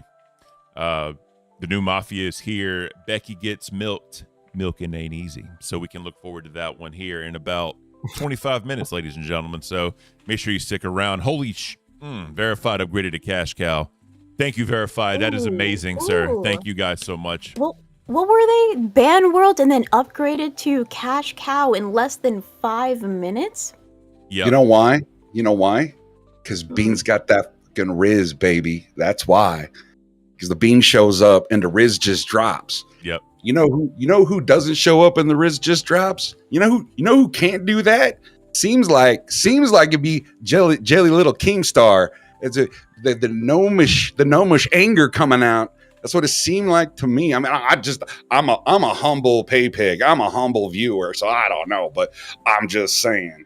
Bean and Ken come up, drop that Riz, and money's poor. I don't know. That's just me. Verified said he misclicked. Verified. You don't have to tell anybody that, bro. Just go along with it. It sounds better. Just go along with it. Verified upgraded from Band World within 2 seconds. Appreciate you, I'm bro. just saying, I never said that happened on LolCow Live. Yeah, fair point. So it almost sounded like e-begging on LolCow Live when he was trying to get the subs to outpace Tech Talk yesterday, didn't it? That sounded a lot like e-begging, didn't it? It sounded curious. Maybe a little. Curious. Definitely. Tech Talk has been getting pretty popular lately. I think Keemstar just hates it when the smaller shows, the no viewership shows, start creeping up on LolCow Live just a little bit. With less audience and more money. What does that mean about value again, guys? What does that do for value? Does it makes the value go up, right, per unit? Is that what that does? We just got another upgrade to Cash Cow, PODK4YNE. I have no idea how to say your name. Thank you for upgrading to Cash Cow. If you could put the phonetic spelling so I know how to say your name, I'd appreciate it. Oh. Skibidi. Huh? Skibidi. Oh, Skibidi. It's beautiful. Cool. All right, gentlemen, we're gonna drop you out of here. We appreciate you guys coming on. Thank you so much for shooting the shit with us and spending some time. Thank you, guys. Appreciate it, guys. Good luck on the show. Bye-bye. Thank you, See sir. you guys Later. again. Oh man. So, Keem, I hope you're happy. I hope we did what we could for you, sir. While we got just a few minutes. Well, not really a few minutes. About 20-ish minutes left. I wanted to play a little bit of the Ghost Stories dubbed because that is just super funny to me. I know we were talking about it earlier. Let's check. Remember, if it wasn't for me, just a little bit, not too much. Just a little bit, not too much. your friend would be headlining in heaven, or according to born again Betty, hell, since after all he is Jewish. Kaya! You, what do you want? Thanks a lot, man. Huh? I think she's right. You are retarded. I'm all alone, forgotten, like a black family in Bush America. Hey, bruh. I just want to play that a little bit. Like I said, they dubbed that terribly. I mean, terribly. And the funny part... Go ahead. Mm-hmm. No, you go ahead. But I was just going to say, I think that's what Keemstar is doing right now. I'm just like this small, like very cutesy, like little character, little side character, and then Keemstar's over here probably saying, "Man, she's retarded." I know, right? Yeah. So the funny part is the little boy that was like is actually a character that actually speaks and all that, but like on the American dub, they just went with it. So there's a lot of I'm not gonna say slurs, but there's a lot of suggestive humor in that show. And again, I don't know why it went through, but it went through and they played it. So for whatever reason, Guantanamo they dubbed it perfectly. There you go. So they did dub it perfectly, guys. So, man, I don't really nothing really going on in the LCU other than that. Let's go ahead and promote Grim tonight on his first stream. Can you give us a little bit of insight, Miss Beans, on what Grim has planned? Yeah, so what he has planned is tonight, well, technically tomorrow because it's 12 a.m. So tomorrow morning, I guess you can say, he's going to have his first stream. Last night we were actually in Pay Pig VC talking to some of the Pay Pigs. The entire time he's having a great time, and he was super involved in the conversation, but at the same time you could see he's like staring at his screen. The entire time he was trying to get like the border for the test stream just right. He's trying to put the chat up on the screen so people can see what the chat is saying while people are auditioning. He's putting a lot of time and effort into this, and that's what I can really appreciate. I do feel sad that I don't have my little test baby anymore, but if I do have to hand that off to anybody, I'm glad that it is Grim, because Grim is going to do a phenomenal job. Yeah, I know when he usually brings the heat, that dude brings the damn heat. And I know, what was it? A couple shows ago, Keem was saying that, he wants a Simon on there. So he can definitely be that Simon character and all that. Any insider knowledge about what's going on tonight as far as how many people are going to test out? How's it going to run? Do you know? You know nothing. I know nothing. So everything that you guys know, I basically know. Awesome. But we're gonna hang out today. And maybe I can coerce some information out of him. There you go. Well, make sure when you get that tea, you better drop it. God, that sounded horrible saying that. Why did I just say when you get that tea, you better drop it? God, I'm an old man. Why am I? Pop up and drop it into the main chat. Why so am if I you're saying not things that people say? God, I'm too old. Go ahead. I think it's the 12 o'clock, man. We're morning people. We're chill. We're really calm until that 12 hits. I think it's also because we've been drinking coffee this entire time. It's finally getting into our system. Straight up. I used to be cute, little beans, chill, nice, and now Keemstar has brought the worst out of me. Well, at least you brought it to LolCow Cafe, Beans. We definitely appreciate that. So just some quick moments in test that I'd like to show. Freshy Fresh has been a guy that's been around for quite a while. Sometimes, I'm not saying he gets a bad rep. Verified and we gifted one membership. I apologize. They are still not working. Verified. Thank you so much for helping out and wanting to support the show, but unfortunately, that's not going to work. At least it was only one membership. You should get your money back by Monday, maybe tomorrow. I don't know, but the gesture is definitely appreciated. So thank you, sir. If y'all don't know Freshy Fresh has been a guy that called into many shows. He's talked. He can get a little, what's the word? Like immature acting, so to speak. I don't know if that's the best way to put it, Beans. But so if you don't know about Freshy Fresh, because I had to deal with this firsthand, I was really excited about Test. I would go into VC, try to talk about it a little bit, and Freshy Fresh would be in there, and he's like, well, this is my idea. Can we talk about it? We'll talk about it for a little bit. And he's like, okay, so when is Test going to happen? I would get no information from Mr. Keemstar. I would get no information from him. And so I'm just like, well, I want to make this the best possible stream. Let's wait until I have a PC because I want to give people the quality. And so I was like, you have to wait, Freshy Fresh. Then in main chat, he'll go in there. When is a LolCow test going to be a thing? And I'm like, we literally just spoke about this for about an hour in VC. And then he goes on to LolCow Live, donates money to say, this is my idea. And then Keem starts telling him, hey, you gotta wait for LolCow test. So yeah, it got to a point that everybody in the Discord were spamming about Freshy Fresh and how I had to take care of it for some reason. And I gave him a chance. As soon as we had that stream, he came on and it didn't work out.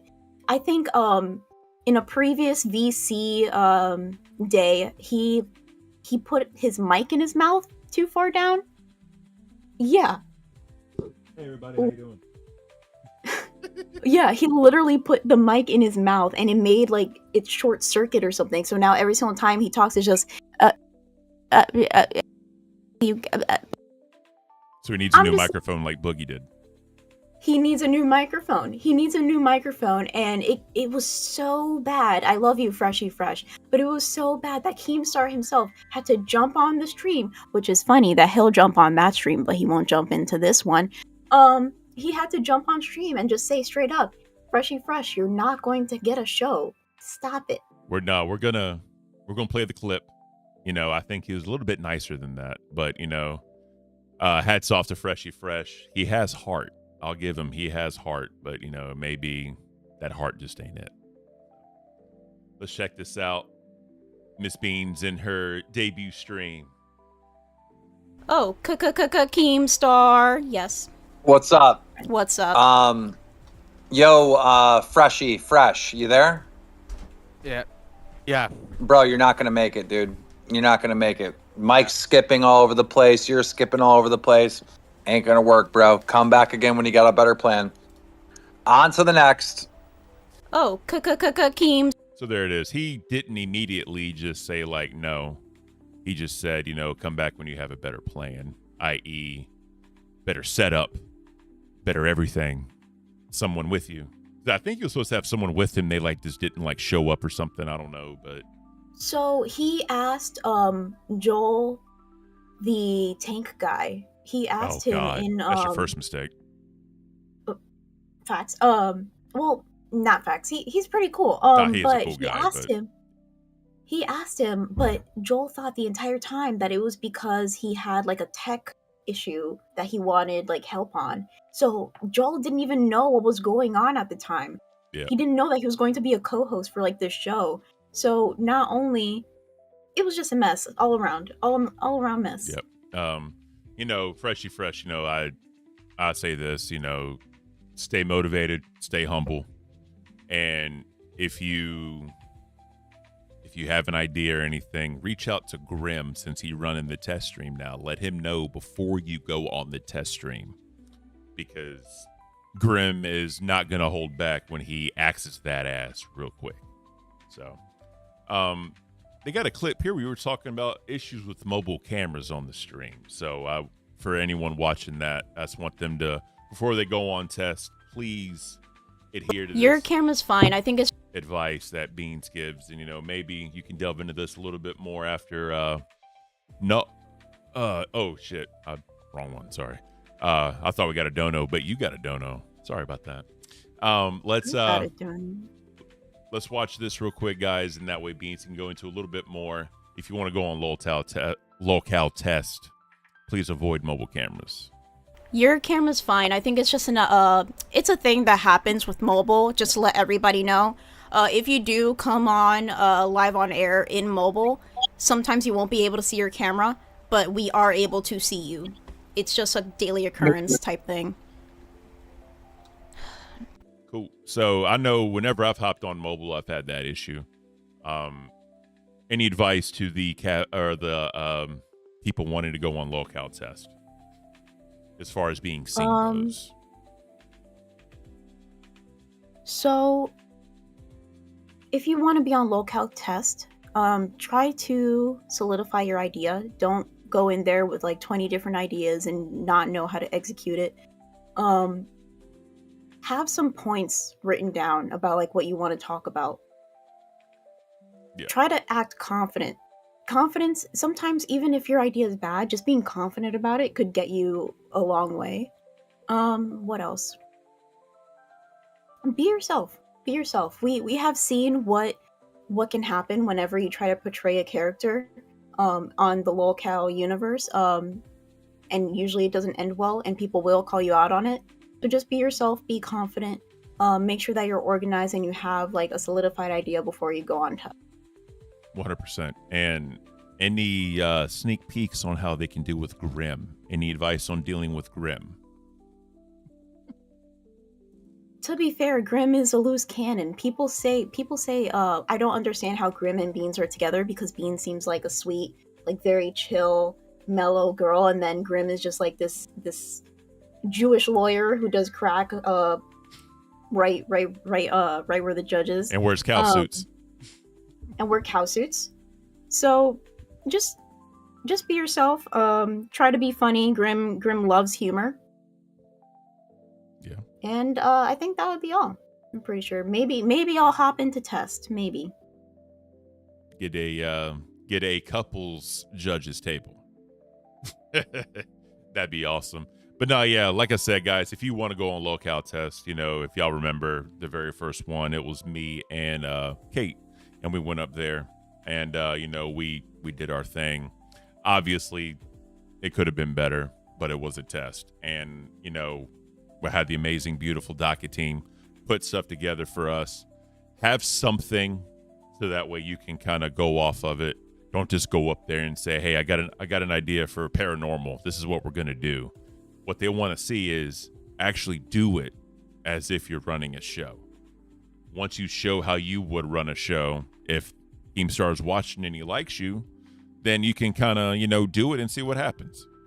The other thing too is you can see chemistry, because we're doing a lot of moving around, and one thing Keem doesn't want to do is to start playing not Russian roulette with people, but play like pluck and set or pluck and pick, you know what I mean, putting people doing trades, right? So he wants to see chemistry. He wants to see people on camera do what they need to do. And if you're on there long as possible and you can show what you can really do, maybe you'll get a shot at a show. So as we know, Fat Camp's around the corner, and that's when he wants to have a new show or more shows come out after Fat Camp. So we'll see what happens. And one other thing that I liked was thank you so much, Psychosis. Psychosis, man, that's an awesome guy. I know he's in the trucking industry. He takes the trucking industry very seriously, and it's one of those things. They are the backbone of America, And he came on here last show, was talking about the Ice Pick Bandit. That was a pretty funny segment, but yeah, it's just one of those things where, without the trucking industry of America, where would we be? Literally supply chains would drop down. Musical chairs. There you go. That's what I was thinking. Beer me lady with the musical chairs comment. So, but nah, Psychosis, he's an awesome guy. Let's listen to what he has to say. Let me share screen with you real quick. This will be the last clip we play, guys. Just wanted to make sure he gets some love because he's a great guy. He really, truly is. Thank you so much, Psychosis. I do appreciate all the information. I didn't know anything about truckers, so this was a lot of helpful information for me to kind of talk to other truckers that I do know too. Oh, that's fine. We were just talking about you, so I wanted to bring you in for a second.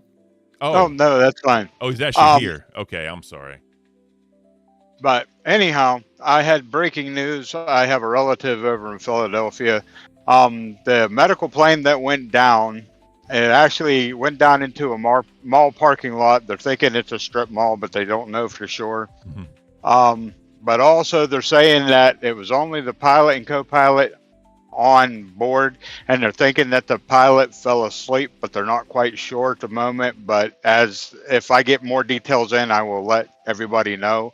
But that's as far as I'm getting right at the moment. Police are not giving any details out, other than it's done like millions to billions of dollars in between the mall and surrounding businesses and homes. Jesus. Well, we appreciate that, sir. Yeah, so you came in and talking, and I was playing the video. I was like, where's there an echo? Like, this doesn't make sense. But, that's awesome. I appreciate the news, sir, and hopefully, your family is safe in Philadelphia, and hopefully they weren't impacted by any damages.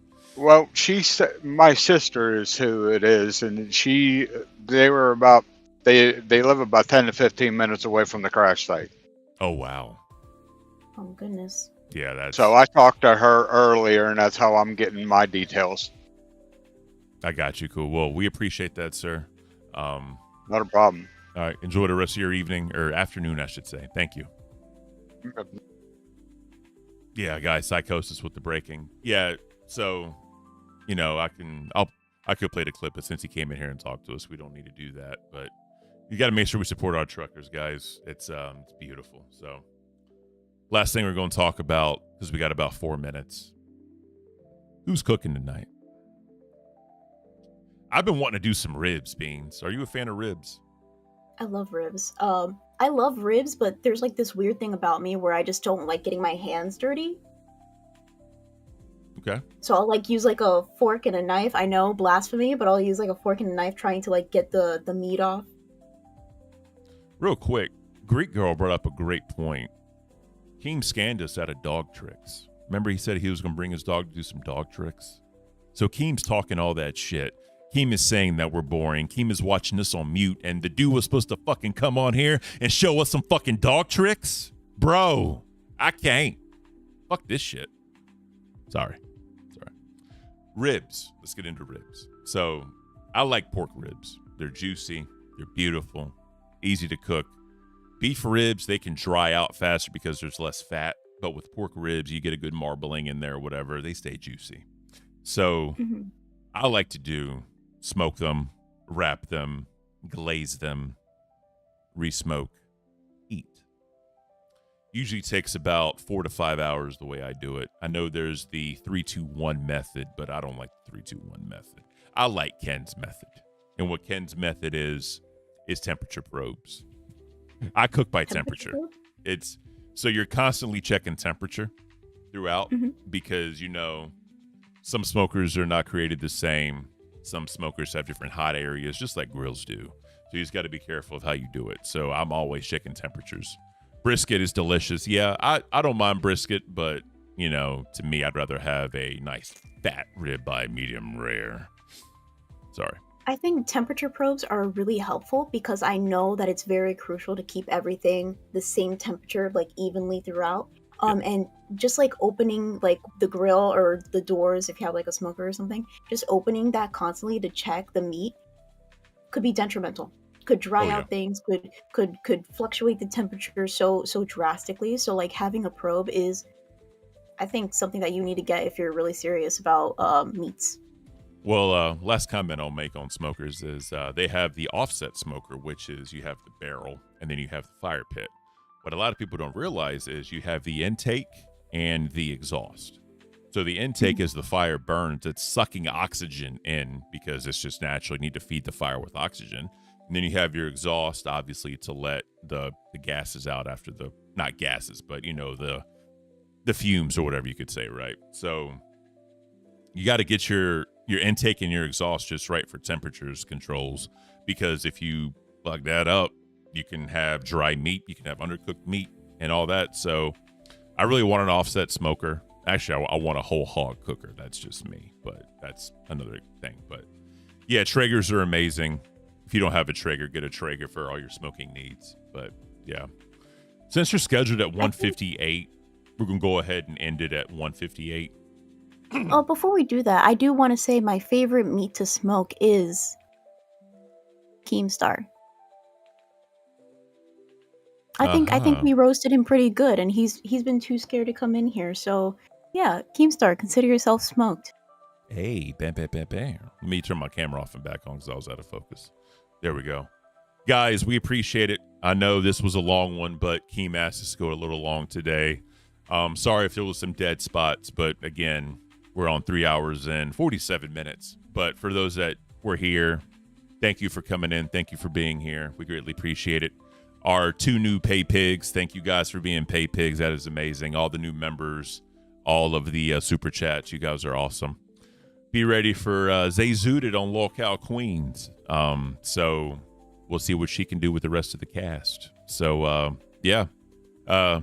Anything else before we cut loose, Miss Beans? I think so far I've said my piece, and hopefully we get a little bit of Keemstar tomorrow. No, we're not streaming tomorrow. We're not. Oh yeah. Oh shit. We get a day off. All right, guys. That's why he didn't come in, because he knew that if he did, he would have to come in tomorrow. We have no show. Nobody's gonna care on Monday. End the stream. End the stream. I can't. We got to go. All right. And by the way, fan voting for 10 a.m. for Cafe, so we'll get it going. Thank you, guys. Enjoy the rest of your day, and we'll see you next time. Fuck you, Keemstar.